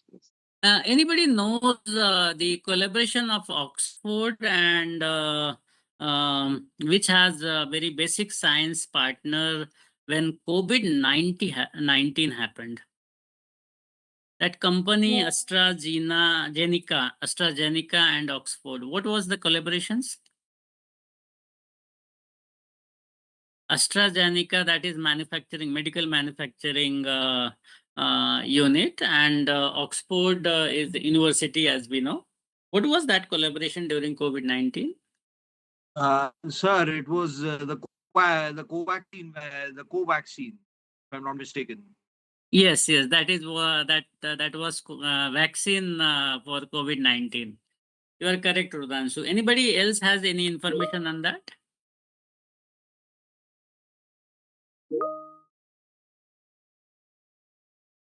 Okay, I will ask a different, very interesting question I used to ask. What is very frustrating about industries for any academic institution, academicians? What is very frustrating about industries? Attending the timelines. So you do not want that timelines should be given to you or your students for any project or any collaboration? Timelines can be given, however, considering the academic, the curricula that we have to follow as well at the same time. When we So, are ma'am, saying that is our requirement. That is our system. Why industry will break their timeline for your system? Are you getting my point? Yeah, I got the point. So if I want to collaborate with someone for my benefit, probably I must change my speed. I must change my time cycle. I must change my timelines. Then only that collaboration is successful. Yeah. Any other frustrating things which any academic people have about industries? Is it about high expectation of the industry? Yes, high expectations. Yes. Anybody else? Very interesting. Yes. Sir, as per my knowledge, actually, academic collaborations is being a good concept, but basically, industry people don't get addicted to the academics because academics is a bit slow, but industry is a bit fast. That is cultural conflicts that we are talking on this slide. Am I right? So apart from that, the training, hands-on training, we expect industry people to give it to the academics is not in practice. So that is where we lag. That's where the academics and the industry bridge is still there. There is a gap. So I assume that the industry. Dr. Mahesh, I would pose a question to you. Suppose you are industry and I am academician and I'm asking about good training on any project which you have given to me or my students. Don't you feel that in the industry, why industry will give you those extra add-on trainings, which will be at least overhead to any, if you talk about business perspective, it will be overhead to any industry to spare Mr. Mahesh Kumar to train some professors or to train some students for the projects. Okay, absolutely not possible. But are you getting my point? Why? Yes, of course, if you are paying for those trainings, if you are paying some additional amount to that particular fellow, then probably you can anticipate. Okay, it is a hand holding. It is not you are giving or you are asking something. It is hand holding that you have certain requirement with some potential, and the other party has certain requirements with their own potential, then only collaboration works. See, what you are talking is your need. Yes. But you Yes, do sir. not provide anything. You just Mhm. only want to take something. Are you getting my Yes. point? Yes, sir. Then, Yes, sir. Yes, sir. then in that case, collaboration will be there. Yes. But that you cannot anticipate that every time other party will give you something just for the sake of collaboration, isn't it? True. So, True, sir. as I have asked one question, very simple question: what frustrate you about the industry? If you talk about industry, if the same question is asked to industry, what frustrate you about the academia? What will be answer then? The timeless, as Skill gap. everyone said. Pardon? Skill gap. Skill gap, which probably is in your hand.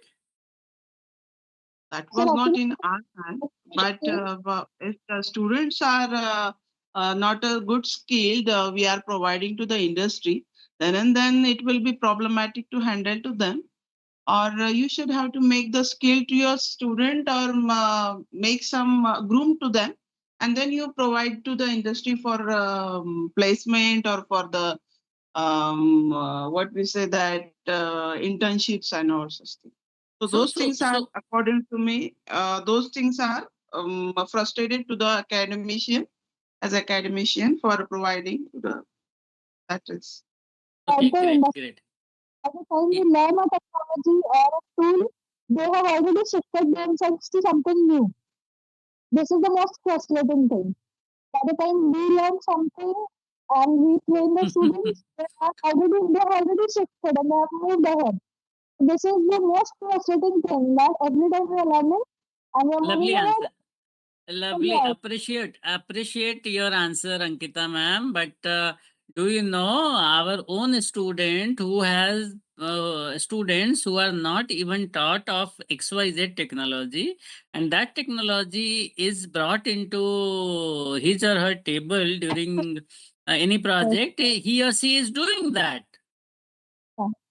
Yeah, And that is yes, and that is happening because you have made him or her very strong fundamentally, so that he or she was able to understand the new technology and started working on the very first day in the industry. true. So we have to understand our own power. Are you getting my point? You Your question. what has happened? No, see, this is very biggest issue in our academic institutions.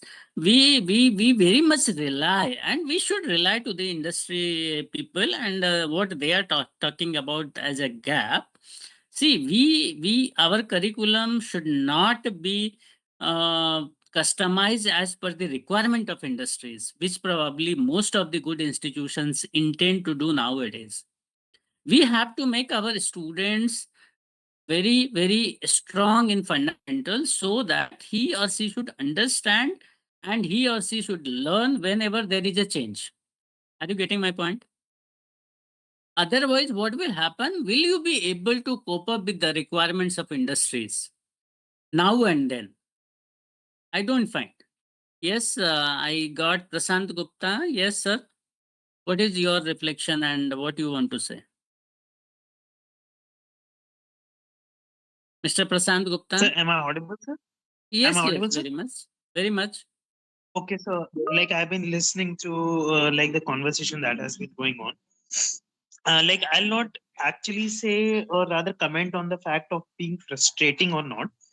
So what my experience has taught me, like over the years working in academia, academia actually you have a slight a kind of freedom in the sense, if you have some innovative idea or research idea, you always have that freedom that keeping your job you can try that maybe with a smaller data set, run some AI ML algorithm, and maybe like come up with certain results, and then they are promising or not. So ultimately somehow some of them may result in a publication, may not result in a publication. But in industry actually everything is linked to a product or an end product. That's my knowledge is there. That industry, they don't just try anything out of the box. It's like, okay, like for example talking about the healthcare industry.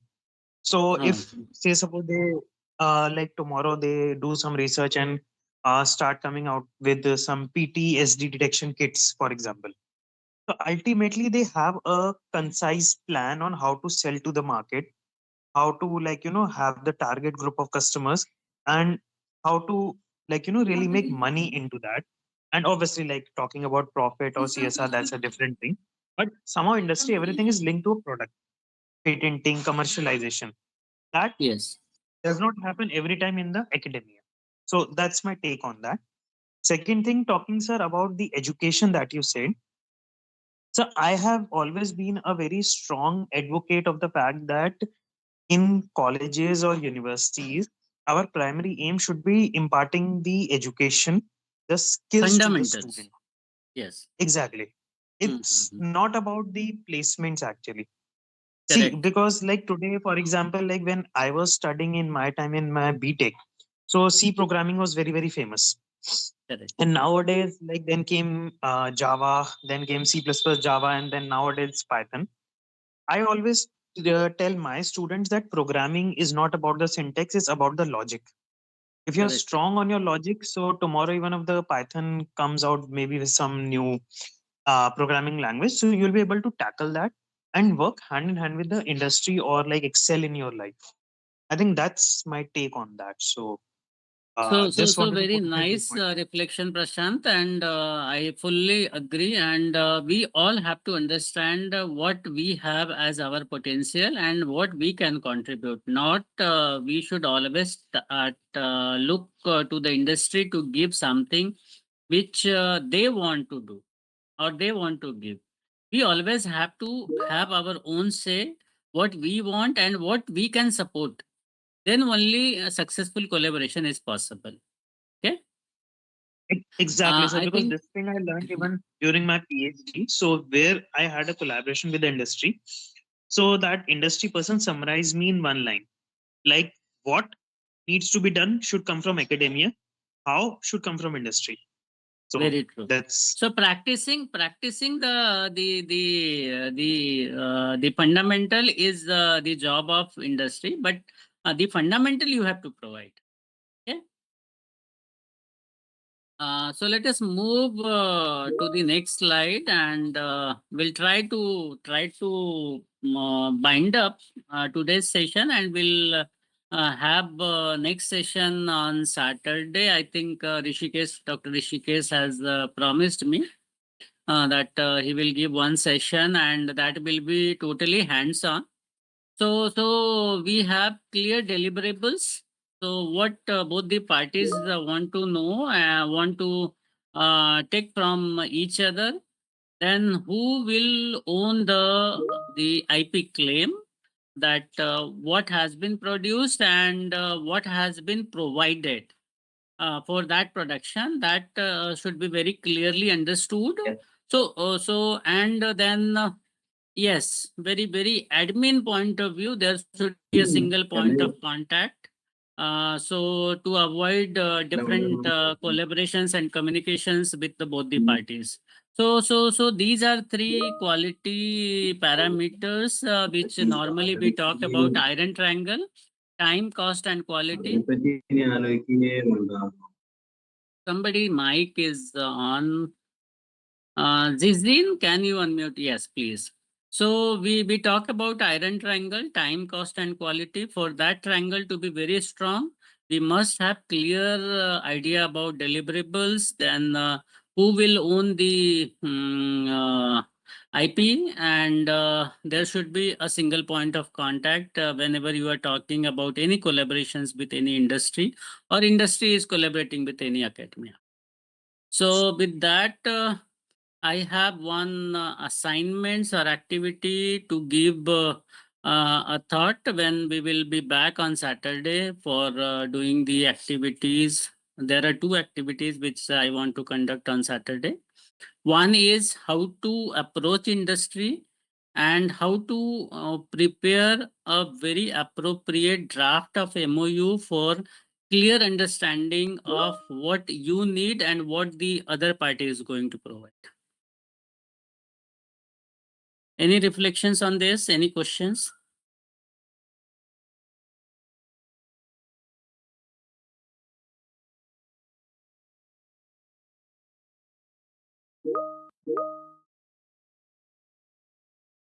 So we will be doing after that, right?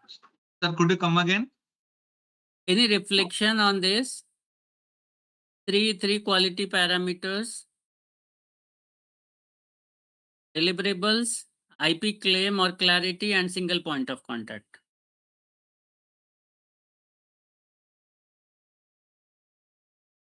No, understood.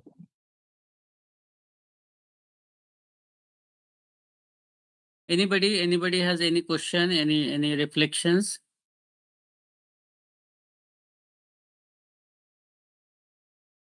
Sir, what is IP clarity? IP Yes. means Intellectual property. Who will own the claim of what he or she has done? Whether okay, sir. academia or industry, or it should be jointly claimed. Okay, sir.